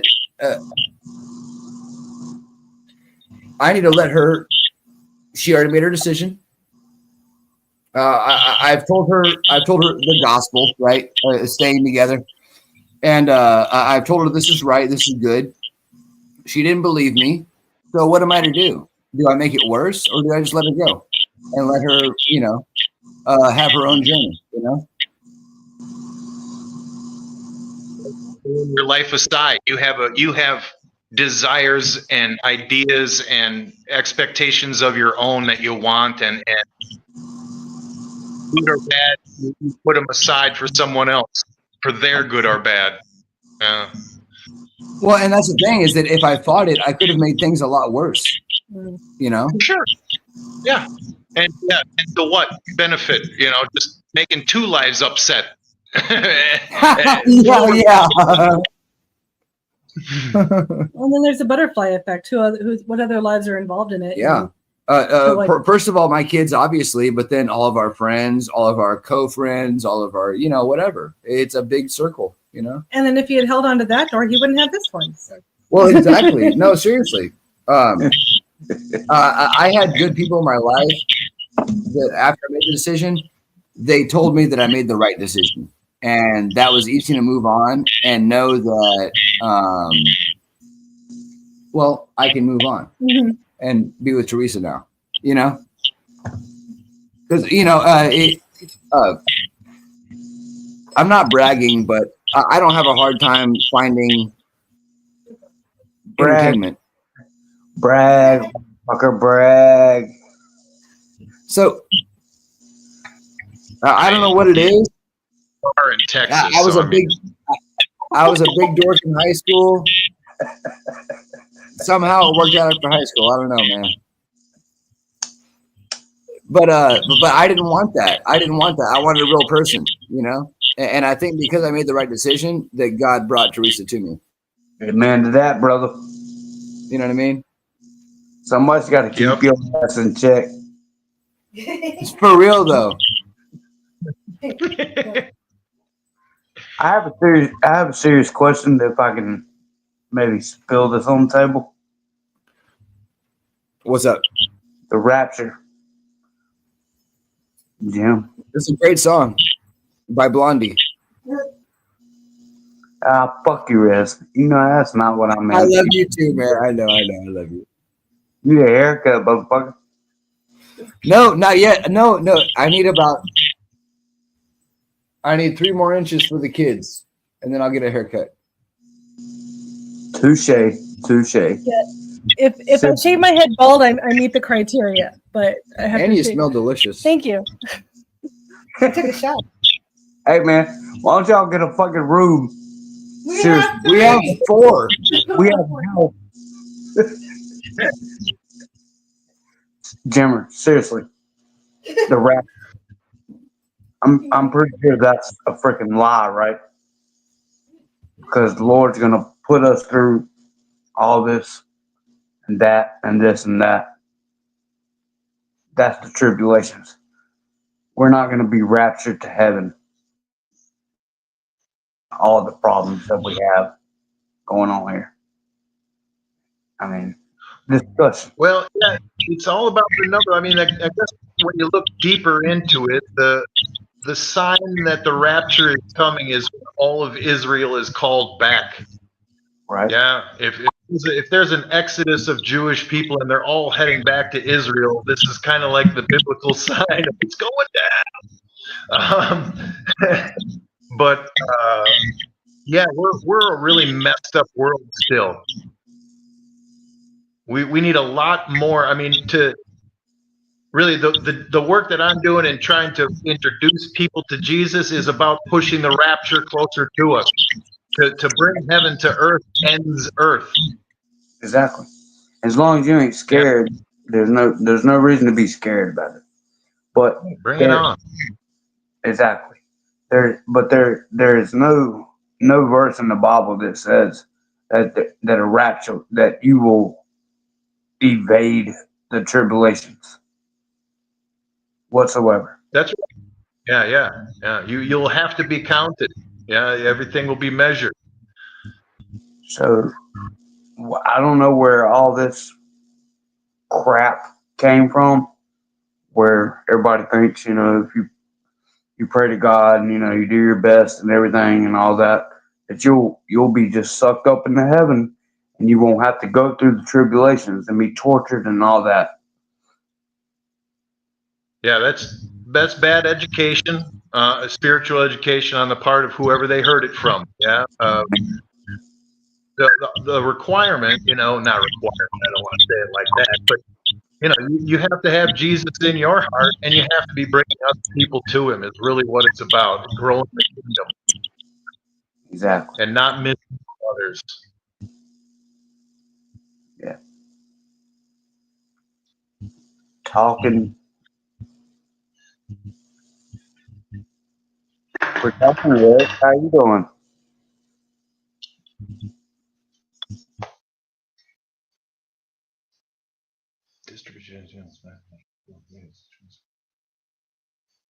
Yeah, that's true. Yeah, there's mathematics in all of it.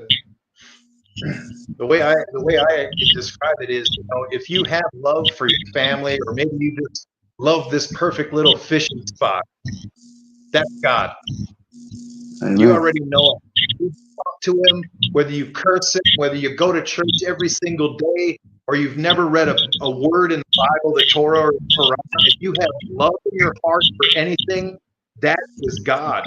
God is love. That is his name. He invented it. He gave it to you. He gave it to you to use. Your love is only as small as it ever will be when you're holding on to it. And when you let it go and share it with others is when it grows. And so this is the whole message, right? You know what's right in your heart. That's God already in your heart. He's not trying to get in. He's trying to get out into the rest of this world. That's what we got to do, is let him out. And we let him out by showing love on everybody. People we don't like, people we're frustrated with in traffic. We got to just, that's Jesus driving that car up there, and he's driving like a dink, and I just got to let him do it, somehow to see everybody, because we're all God's children in this context and in our belief. What has always baffled me is the devil. Okay, the devil's tricky. God told us what he's going to do.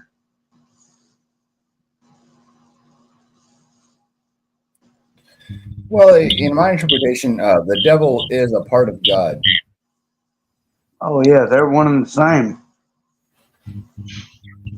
He knows. Look, God has lit the path for you, and because Satan operates in the spiritual realm, he can see where you're going. He can see that lighted path for you that leads you to God. And he doesn't want to get you there. So he's going to set ambushes on that trail.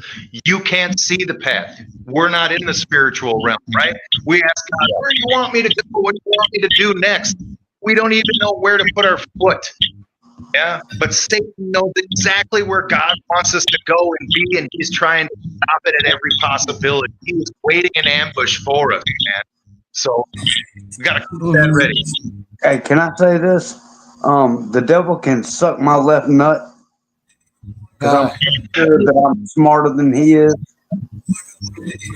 He goes, fuck my group of guys go, we do all this evangelism here and go into the prison foundations. We just say, eat a bag of dicks, Satan. Eat a bag of dicks.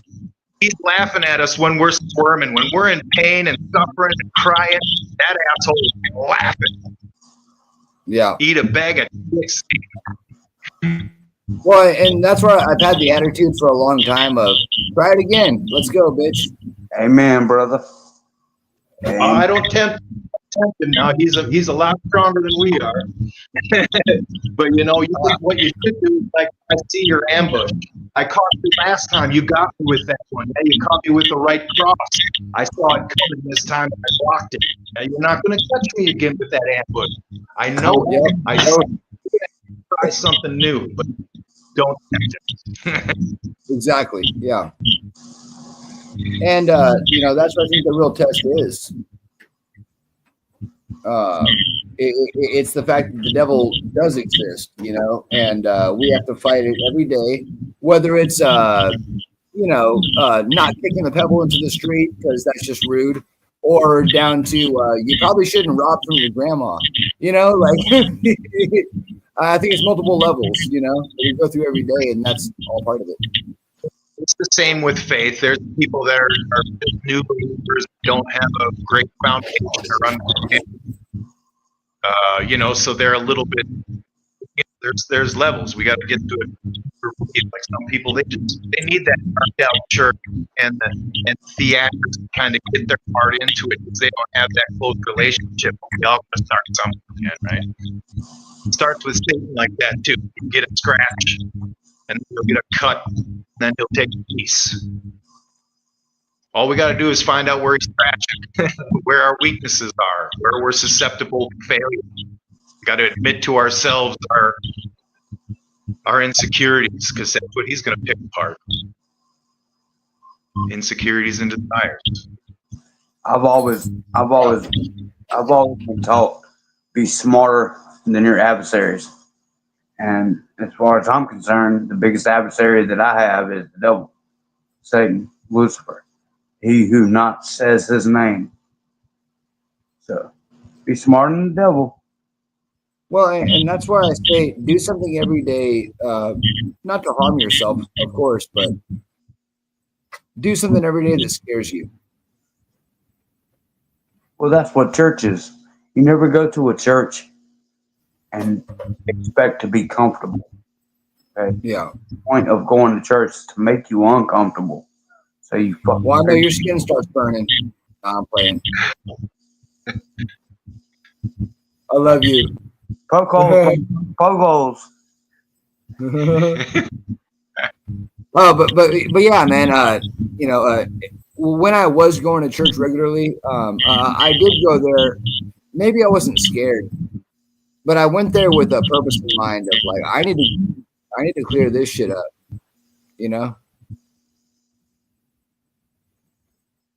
I need to get right with something.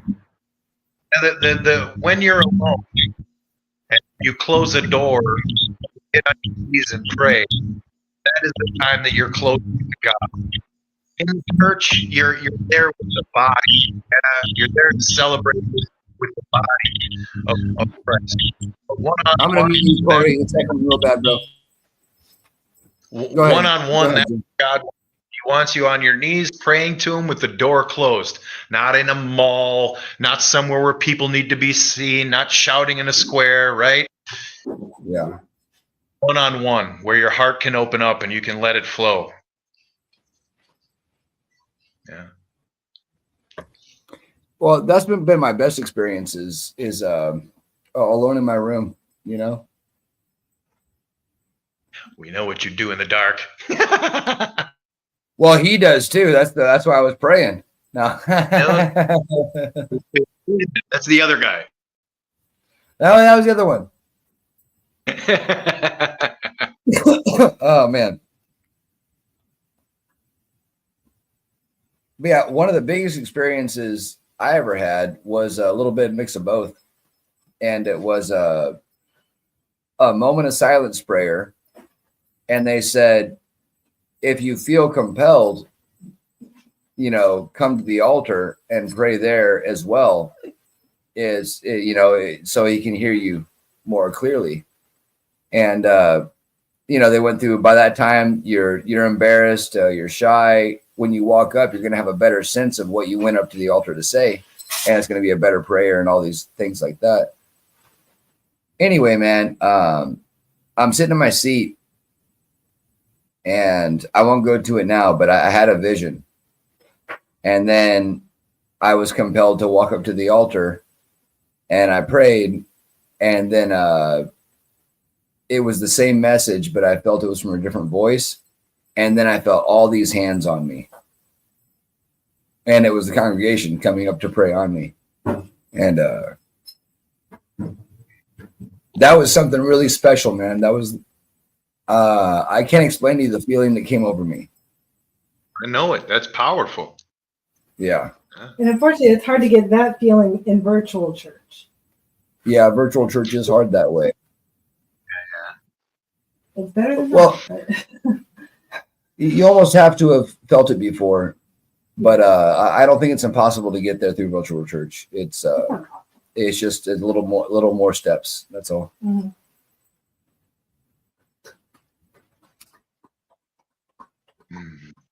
So getting back to it, it was a private thing because that's how it was conducted. This is private. This is silent time. There's going to be no band, going to be no music, no hymns. This is for you by yourself. And then by doing that, we all came together in a singular prayer, which obviously was, "Hey, what's up, Desiree Moo?" The singular prayer was about that. "Glad you're home, Desiree." It's all the things that we all wish for. You know, I hope you had a good day, my friend. That's all we were praying for. You know, I don't know why I'm having such a hard time. And because I'm having such a hard time, I can't be a good person for the people that I love. And we're all praying the same prayer, you know? It was a really powerful thing. Yeah, lovely.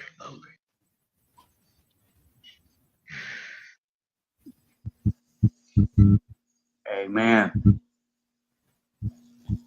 And that's what it's all about. No matter what you do. I think the easiest thing you can call it is love. Yeah. It's the best thing you can call it is love. So that's what it is. Yeah. Like I said, God, it's his name. Yep.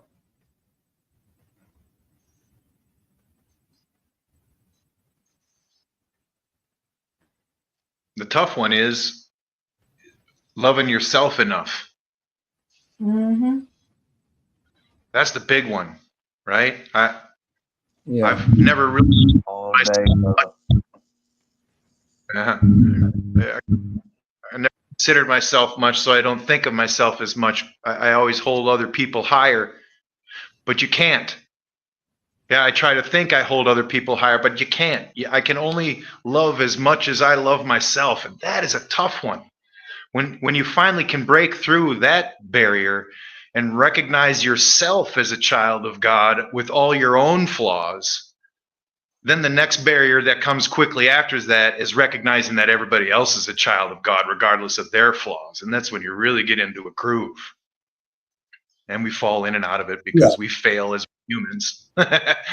Well, you know, if you're honest with yourself, when you argue with someone that you care about and you reflect on it, you realize that you're just mad about them doing the shit that you do. You know what I mean? Yeah. Reflection of yourself, the mirror law. They did the same shit you do. It was just in their way, you know? Yep. So it comes to cashing the first stone and all that shit, you know?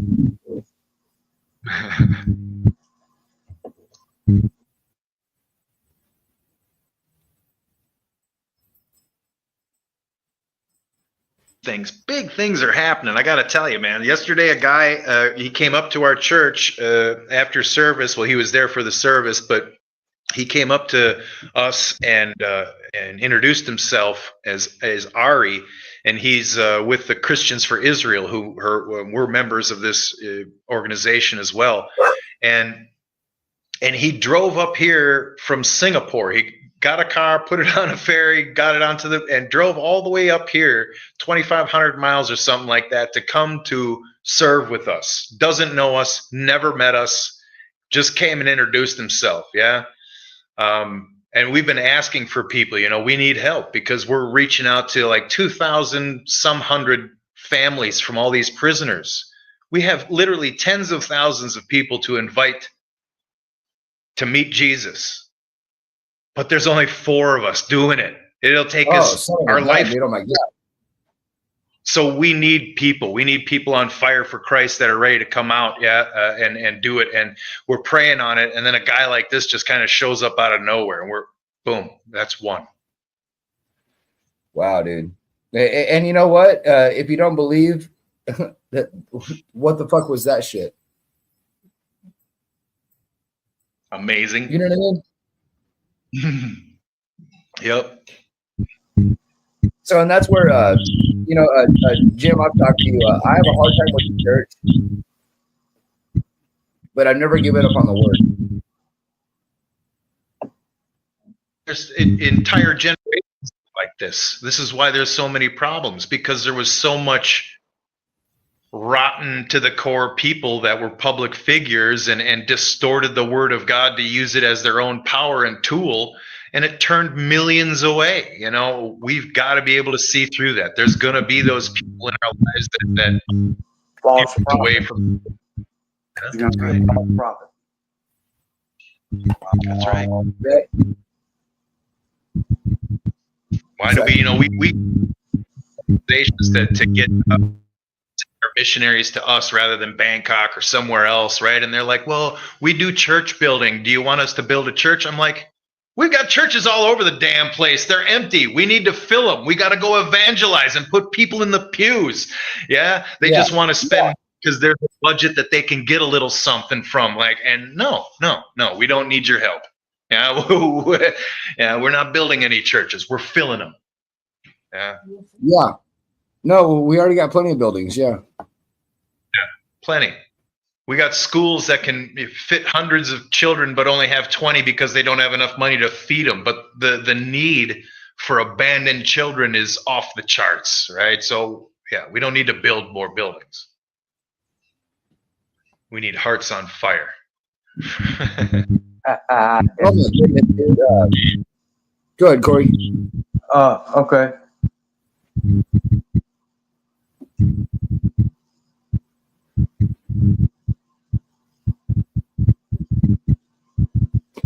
Ah, nice.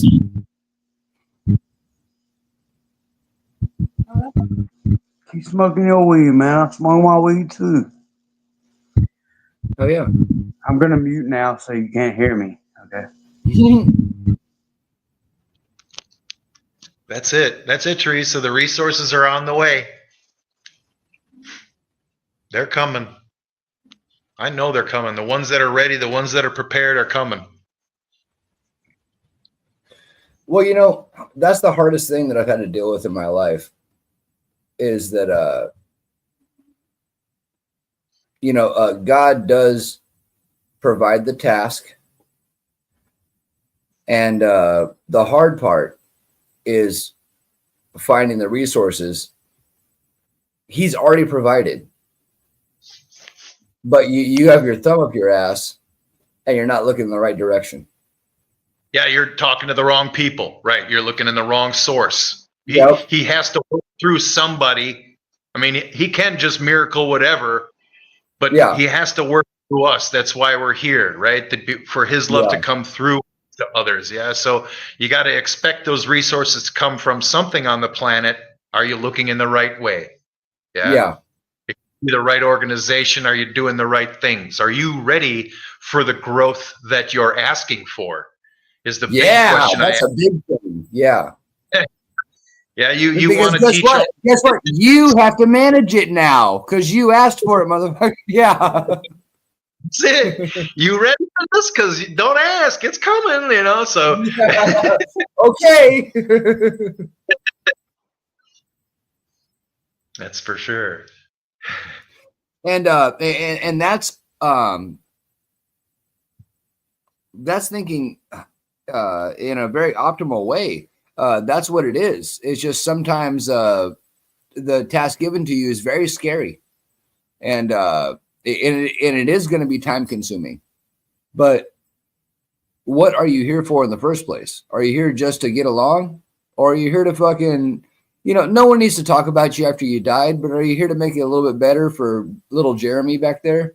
You know, little fucking, you know, Stephanie, you know, she never had a dad, but you know what? Because you were a foundation in her life and showed her Christ, now she's a very successful evangelist herself who's bringing the Lord and bringing people together and bringing people out of poverty and sadness. You know what I mean? It's like it just takes one person, you know? You'll love this. In the last calendar year, the organizations here have been sending missionaries back to the United States to evangelize from Thailand. Wow. And wow, dude. Now these massive missions like the Marburger mission came over here and just they invested over the last century here. And now those people that studied in the German International School and all these different schools built here are going back to those nations to evangelize because they've lost the way. Yeah. Well, man, that's again what turned me away from the church is, I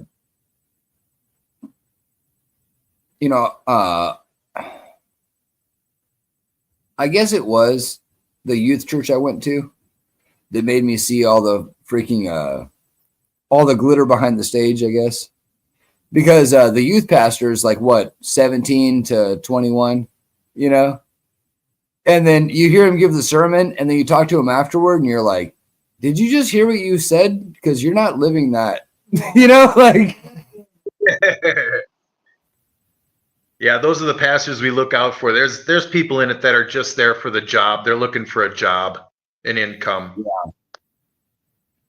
Yeah. In our outreach, man, I don't know how you can do that. Like I would feel better stealing the tithings than I would being a fake preacher. Does that make sense? Did I say that correctly? Coming from, yeah. Yeah. Yeah, if your heart isn't in it, people, and even God says you're getting a millstone hung around your neck because you're taking people away from the Word of God. Yeah. When we go out in our outreach and we find these people in their villages, and then we go to GPS, there's like churches all over the place.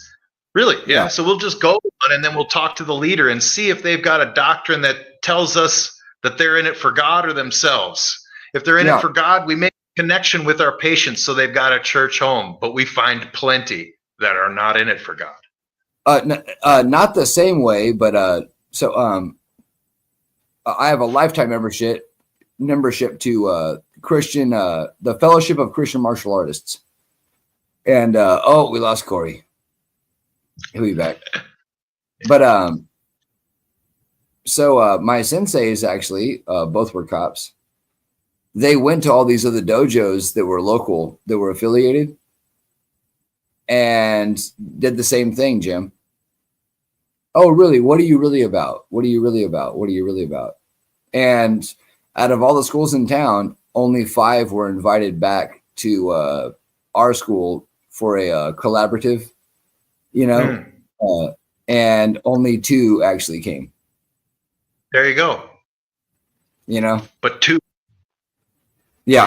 and those were the real ones. Those were the real ones, You flush the rest out. That's word, dude. Don't bring the rest. I don't need. Give me 2 good ones. Yep. Give me one. I woke up to some Bible history. Was it Paul? Probably. Anyway, probably one of the disciples was told by God, only tell one person about the story, about the gospel. And that parable is that. I know that. Yeah, but it makes a lot of sense. It makes a lot of sense because why are you going to preach amongst the masses so they can all slander it? Basically, tell one person, and then if they believe it, then maybe it is good, and maybe they can tell that good story to somebody else. What's up, T? You don't have to let me up. I was just trying to go to back in the chat. Hi, y'all.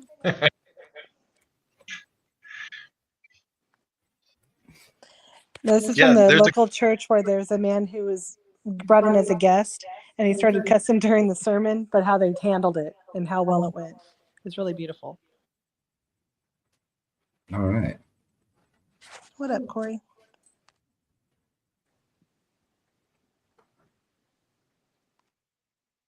Almost got the mosquito. I thought that was what you doing. Yeah, I catch mosquitoes like this. I do. Give me a second. I'll catch this one, motherfucker. And down on, step on him. And that's where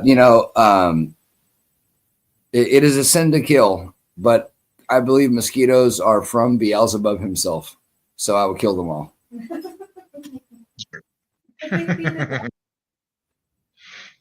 Hey, I need to use the restroom. I'll be right back, guys. Corey. Hey, Corey. Hey, Corey.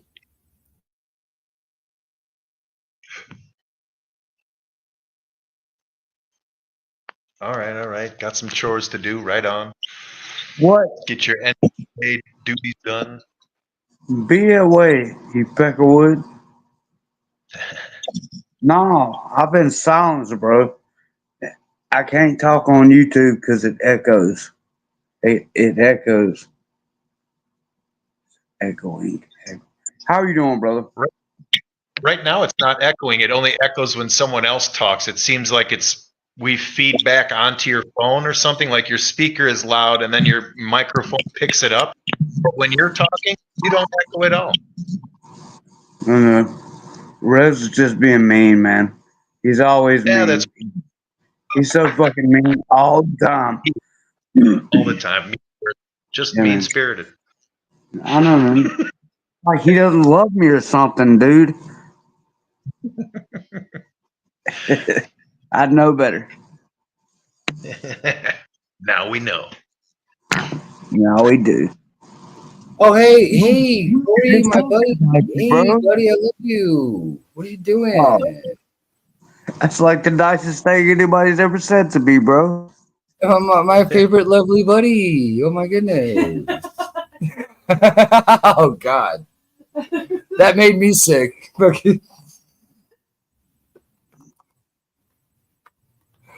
Yeah, it sounds better now. Corey, you know I fucking love you, dude. I don't fucking believe you, bro. You just put me on mute, dog. You just put fucking communist. Silence No, me. I'm not a communist. I'm a productionist. All right, touche, motherfucker, touche. Maybe even three. As I was talking to you, I couldn't understand what I was saying because it was like already. That's exactly how I speak, man. I'm fucking Southern. All right. Sorry, that was racist. I'm sorry, Corey. Sorry. That math that up, dog.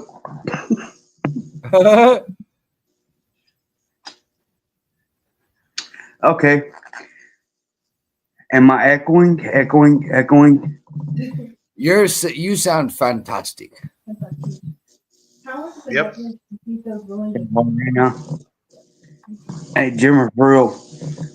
Oh, God. We I don't know. defeat those willing to frame and kill us.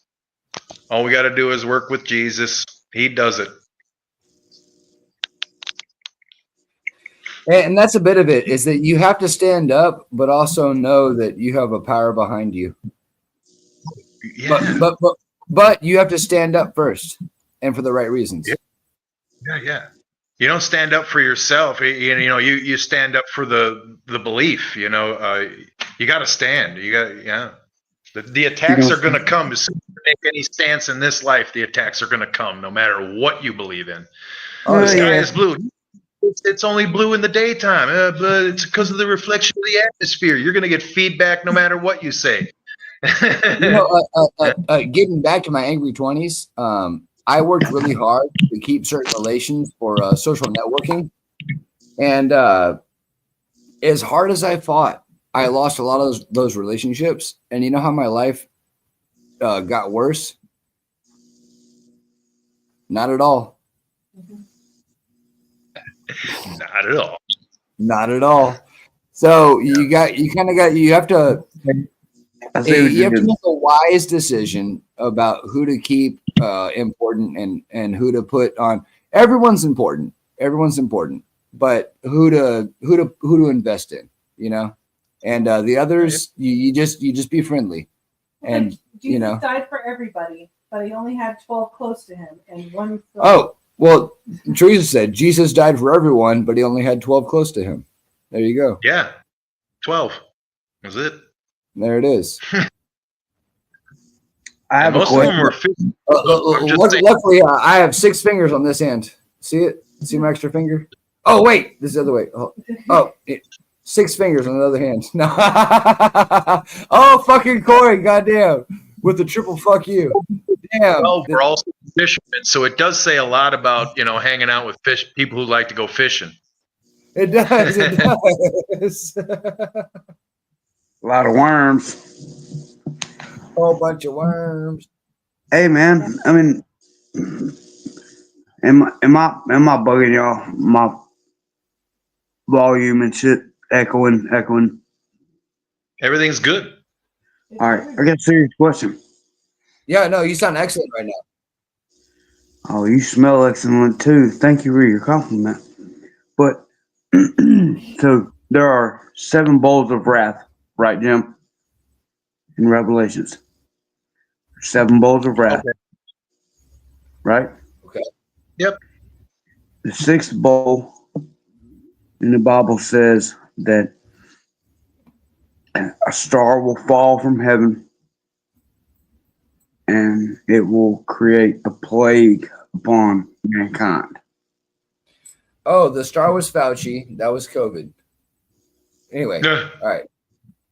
Now that was a test run. Oh, shit. I just fucked up my whole YouTube thing, didn't I? Damn it. Allegedly. Allegedly. Test run where the star, the 6th bowl of wrath is fixing to be unveiled upon the world. Very fucking soon, son. There's a lot of points to it, that's for sure. COVID was a test run. They know what they're doing now. Especially since Trump got in office. Yeah. But you know what? The way that they're teasing with the new scares. Oh, there's Desiree. What's up, buddy? Oh yeah. Everybody give out a the fucking moon, son. What's up? The way they're trying with these new scares, like with the bird flu and shit, like everybody's calling bullshit so fucking hard. I think they're gonna have a hard time doing this again. They're gonna have a really fucking hard time trying it again. Even if they cried wolf and everybody panicked. Even if it's a real event, it's going to be bad to convince us. Had to be like some Shaun of the Dead shit. Like, okay, I believe you. I believe you. Great film. Great film. But I mean, somebody wrote a book about it and told us what the fuck was going to happen. I think it was John or David, Daniel. I mean, there was a few of them that wrote a book about what the fuck was going to happen. You know the thing. You can't deny. Oh, John David Daniel. You don't want to fuck with me because I got government zombies and I got a new. No, sorry. What's up? That's one of the things I worry about, quite honestly, is how I I'll feel. get there. Huh? Sorry. Let the old rapture come. I can't stop it. Well, I can that's now. kind of the thing. Like my son, when he was about 7 or 8 years old, asked me, "Dad, what would you do if you just saw like the nuclear freaking flash and mushroom, just right over there?" And he's like, "What would you do, Dad?" And I said, "Well, son, I would hug you and tell you that I love you so much and I'm so proud of you." That's it. And that stuck with him. It's like, well, shit, it's already over. Fucking, I love you so much, and I'll just hold him. Yeah. That's it. Yeah. Well, it's a beautiful answer. Well, why fucking worry about it?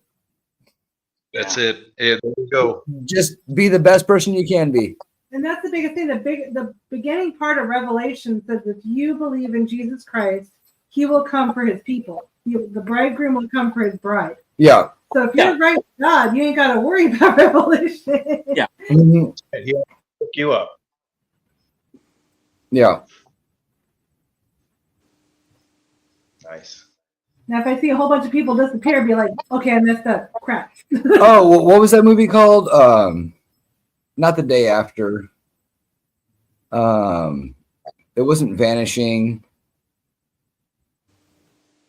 I know which one it is. It was the Kirk Cameron movie, right? Yeah, Left Behind. Left Behind. The movie series Left Behind, where like people just start disappearing, and then you find out like, oh, they were the good ones. Right. There was a TV show back in, I don't know, maybe 8 years ago called The Leftovers. The Leftovers. Wow. No shit. Yeah. It was done by HBO. Uh-huh. Ooh, it's trippy. It's amazing.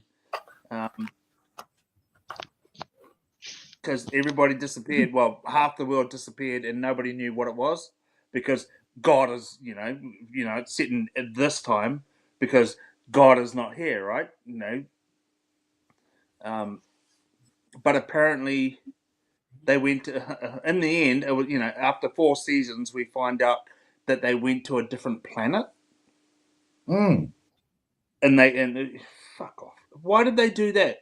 Why couldn't they just go to heaven? But they went, so everybody went to a different planet. Interesting.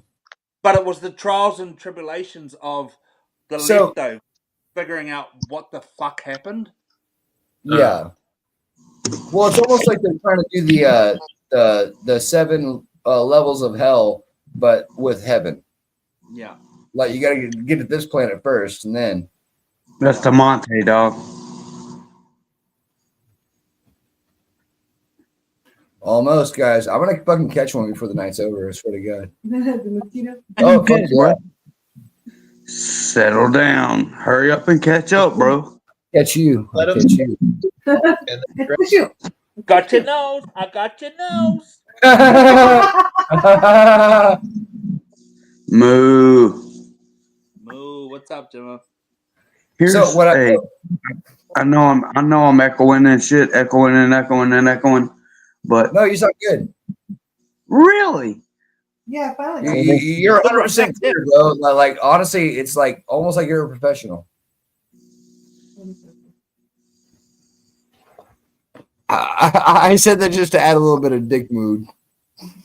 Drinking my beer, motherfucker. Kiss my ass. Oh, yeah. I honestly, Jimmer, I honestly believe that the rapture was fabricated. Really?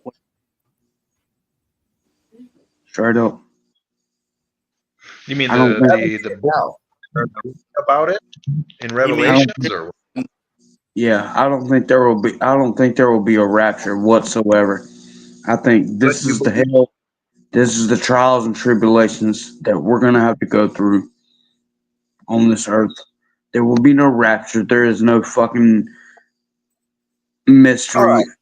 We're Okay. gonna fucking So, be heaven and not have to deal with the pain.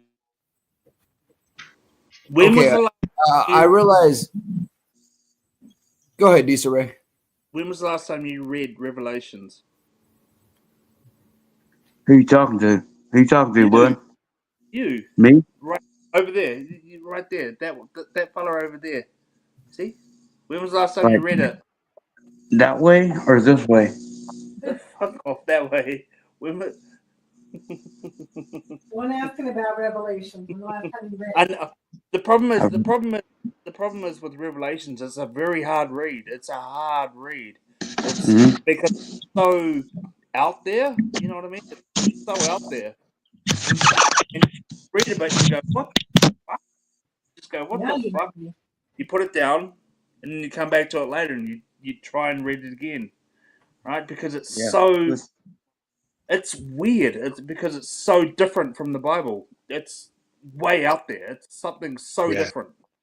like talking about the feathered angels that come down and have all the heads and faces. You're like, what is all this imagery that's coming from Revelations? Well, that's it. It is the end. It is a different book. It is, out. But if you read it once, read it twice, read it 3 times, read it 4 times, it's still a hard read, even the 5th, 6th, 7th time. And I still don't get it. I don't get it.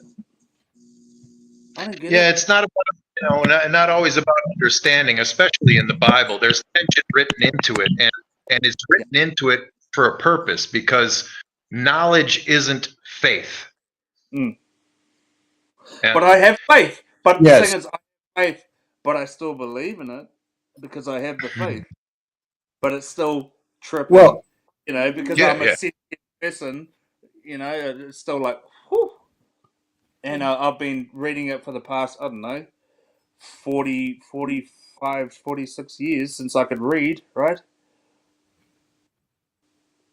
It's weird. Yeah, yeah.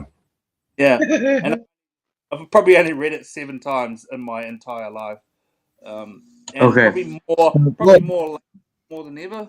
Excuse me. Yeah, man. Yes, it's a skim read. It's not a fucking sitting there at night reading the whole thing. It's a skim read. I do a couple and then I put it down and just go, sheesh. I got you. There is a YouTube channel.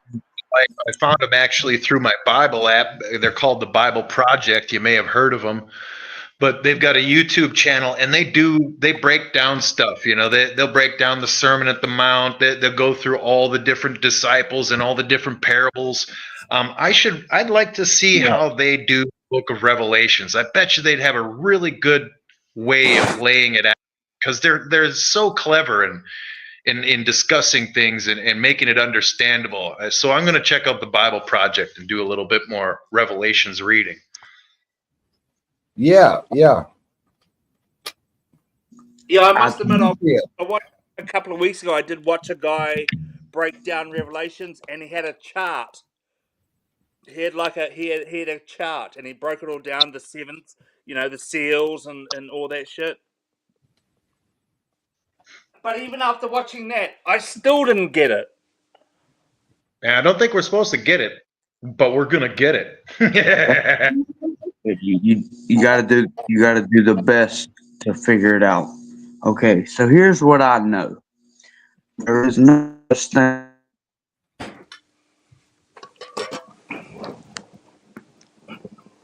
There's no what?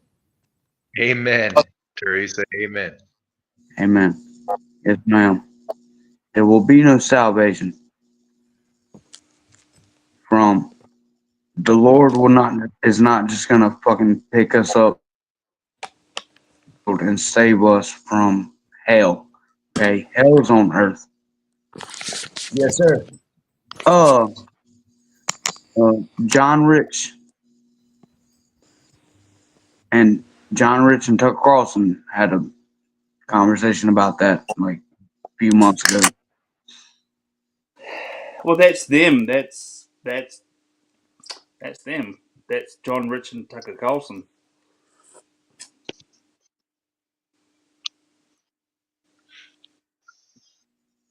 Yeah, the trials on the planet can be pretty rough for certain. And it can seem hellish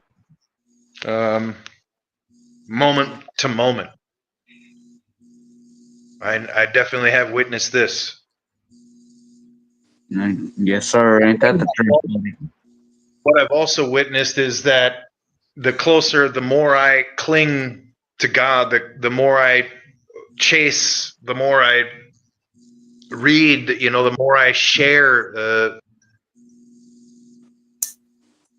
more peace I have on the planet and with the people around me, and it becomes less hell-like. Yeah. I see the hell where people are still stuck in because I recognize myself, from those same struggles that they're in, kind of thing. I see their frustration and their anger for nothing, and their bad actions to resolve a bad situation badly. It's familiar to me because it's what I did. So the closer I can cling. Yeah. Exactly, man. You have the opportunity to say the thing that maybe you needed to hear back when when you were going through that. Like now you're like, oh shit, I know what you're talking about, and then one sentence, one or at least convey one emotion, just so you can. It'll help you out a little bit, you know. That's right. And that's why we all go through this different stuff, you know, because we'll have an opportunity to share with it. Where, you know, the mosaic of the church body isn't one color; it's many pieces, and we're all one of those pieces as called by God. Yes, sir. So, be bright, be shiny, be that one piece in the mosaic best you can be. Yeah. You know, Yeah, and that's dude. where. Go ahead. Yeah, they said be my fucking piece, bro. Sorry, be your what? Be my piece. Oh, I thought you asked Easter Ray to bring you your peas. You want me to marry you? Nah, nigga, it ain't that serious. Ah. That wouldn't be peaceful. Ah, Peaceful? okay. What? Was that PEACE or PIECE? It was peaceful. Teresa in the back be spelling shit. There's a couple of definitions of peace. I didn't commit that much, dog. Hey, if you're gonna fucking stay the night here, man, you gotta get used to Teresa fucking ragging on some fucking nerd shit. Okay, yeah, I got you, bro. Hey, look, I know, I got you. Ha ha ha. It's funny. Funny. It's always funny till somebody gets herpes. What do you mean? Be my peace? Oh, you mean you want? Well, we're not kissing you, bro. Come on now. Like, yeah, we're here to talk about this. You haven't. Fuck you, nigga. Erwin said. Seriously, man. Fuck you, bust your ass like I do, don't you? That's your What? peace, isn't it? As long as you work hard and fucking are faithful and fucking and you're happy and you don't hurt, as long as you harm nobody, you should be good, right? That's your peace. Peace, right? Big Do no old piece. harm. Do no harm. Do no harm. Do no harm. Do no harm. Dude, I'm not trying to fucking kick a dead horse here, okay? But Revelations, the rapture is fucking nonsense. That is not true, bro. There is nothing. Corey, It why said are you so afraid of it? That's my question. because it bothers me. It keeps me up at night, Teresa. If the enemy attacking you, refute that shit and move on. Yeah. Sorry, and that's where I was just talking about it with Jim just a second ago. Dude, I'm not worried about the end of times at all. In fact, I don't worry about anything. I never worry. I don't worry about a thing. I'm going to live with love and respect and happiness. And that's my choice. And God gave me that power. Yeah. And I'm going to use it. And as sad as I fucking am naturally, I'm going to keep being happy. That's right on. Yeah, because the enemy But wants to that keep should keep he wants you to be scared. The enemy wants you to be in fear. But God doesn't want you to do that for you. Well, that sucks that Corey's being kept up at night over that shit. Yeah. Hopefully it's not. He's just being hyperbolic. But we love you, brother. We love you. You'll be fine. Yes. Yeah. No, he's wherever he can get in, wherever you give him strength, that's where he's going to keep applying his pressure. The father of lies knows no ends. He lays those traps in layers over years to hold on to you in any way he can. He plants those hooks deep and you can't see them, man. You don't know what's going on. Yeah. So you got to get to know yourself and the things that make you angry, the things that trigger your emotions. You got to get a grasp of them to know, because those are his vectors to get into your shit. Yeah. Yeah. Yeah, and by the way, I did I don't know, 12, 13, 14 years of Catholic school, and we never learned Revelation in Catholic school. We never learned that. They didn't teach us any of that. That didn't come up. Yeah. Only the Revelation. word Revelations, and be scared of it. Be scared of it. But we were never taught anything about it. Huh? Yeah, you don't want to be in, well, tell us how to not be in it. So when I was 6, I went to a Baptist Sunday school for daycare. And that's when I learned that all Jews will burn in hell. Same. They taught us that too. What the hell? What the fuck? I know, right? What the hell?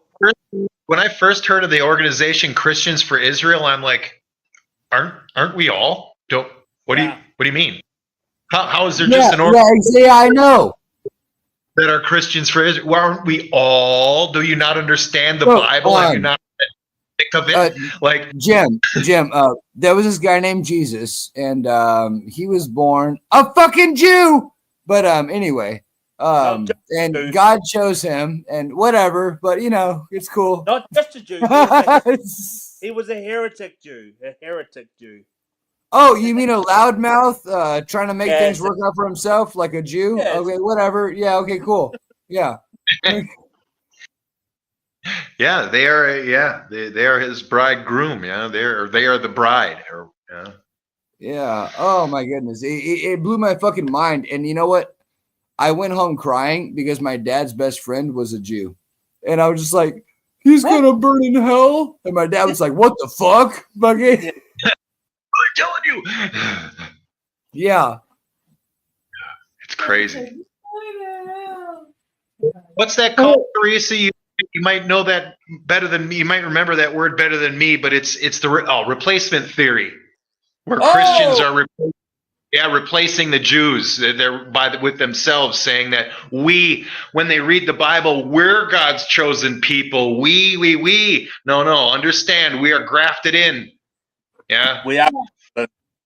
Yeah, we are. We're adopted. That's right. That's right. We're adopted in. We have a word over here for that. It's called fungi. Fungi. That means grafted into a family. You're accepted into the family. It's called fungi. Yeah. Fungi. Fungi. Fungai. Fungi means accepted into the family, and you're now family. Fungi. Oh yeah. How's it spelled again? Fungi. Fungi. Don't ask me to spell moldy, because I find it hard to spell moldy because I'm too old. Fungi. So it's like fungi, like mushroom. Yeah, kind of, but said differently. Yeah, fungi. Like in fungi. Yeah. Fungi. Okay. Fungi. Yeah. That's it. Right on. Yeah. So not Interesting. fungi. Okay. Fungi. Yeah. Less emphasis on the G. Fungi. I have a WHANGAI. That's it. I told you. Don't trust my. See, I can't spell. Fungi. That makes fungi with the you especially. Enemies down to earth. WH always gets me, Teresa. I get you. I'll put in the spell right now. Fungi. WHANGAI. To foster, to adopt. To care for. Foster, to adopt. Right. I got half of it right, apart from my spelling. Spelling. In the chat. Uh-huh. Very cool. You learned something new. Very nice. Yes, I love it. Always join free Resi Booker Tour and random nonsense for lessons like these. For 3 easy pages from $90. Oh wait, there's more. There's always more.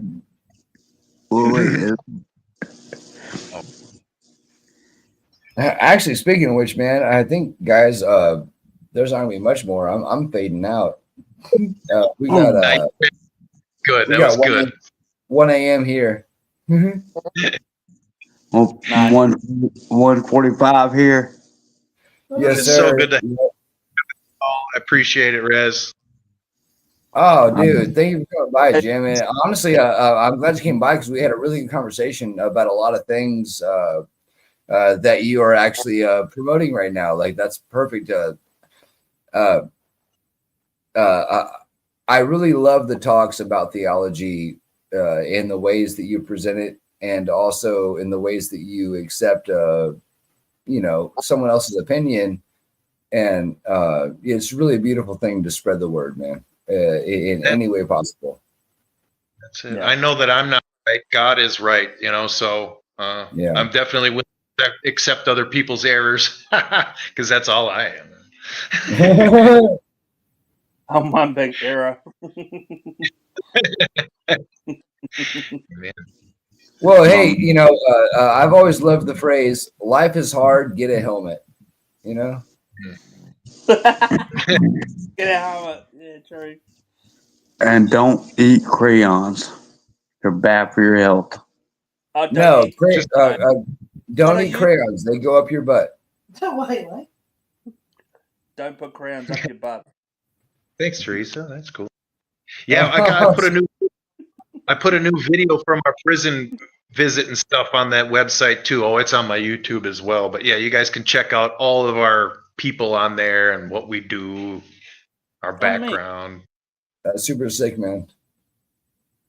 That's found.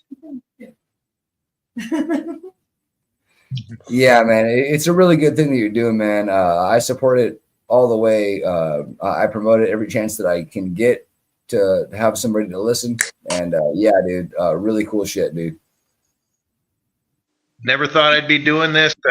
Still don't know what I'm doing, but it's great. Well, you said yes to the man. Yeah, man. That's it. I told him, send me, make a useful tool, whatever it may be. I don't care how little the job is or how big it is. I know I'll be ready if you say it's my job. Well, Jim, probably one Yes, of my favorite parts of church is when you come on at the end and just blow us away. Love that shit. Love it. Yeah. Love it. Hate to miss the service. I'll be better. Midnight is late, man. Oh, of course. My time's about 5:50 in the morning. Monday morning. Yeah. So I'm awake, but I'm still in bed. So I just lie there and watch, and so I'm not really interacting, but I'm still taking it all in. Yeah, exactly. Yeah. So if I don't say hi or chat much, it's because I'm waking up. Yeah, a nice quiet start is good. Oh, it's a great start. That's a great start. So we ain't gonna have a cheers here. What? There's no. We also have a cheers. Let's have a cheers because it is time to wrap this up too. I love you all very much, guys. Thank you all for coming by. Great damn conversation tonight. Cheers. We all whole bunches of love. Happy New Year. Whole bunch of love and Happy New Year as well. Yes, sir. That's exactly what I was talking about. Yes, sir. 100%. Couldn't have said it better myself. Have a good night. Cool. I'm glad I got to see you guys. And I'll talk Yeah, to you dude. I love you all, man. And tell everybody that you know that I love them too. And then you also tell them that you love them, because you never know when you can say that one more time again. So yeah. All right. Let's spread that love, spread that joy, man. See you. Bye, Corey. Bye, Jim. Bye, Reese. Bye. Teresa, they love you. Love y'all. Teresa.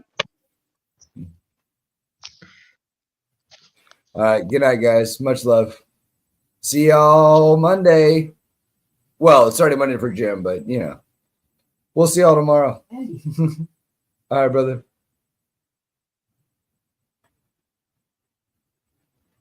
And thank you all for coming by. Please like, share, and subscribe. There will be a live game coming up Tuesday, which is the 7th. Game starts 10:30 Central Time. Hope to see y'all there. Thank you for joining. Thank you for watching again. And as always, adios, buenas noches, vaya con Dios.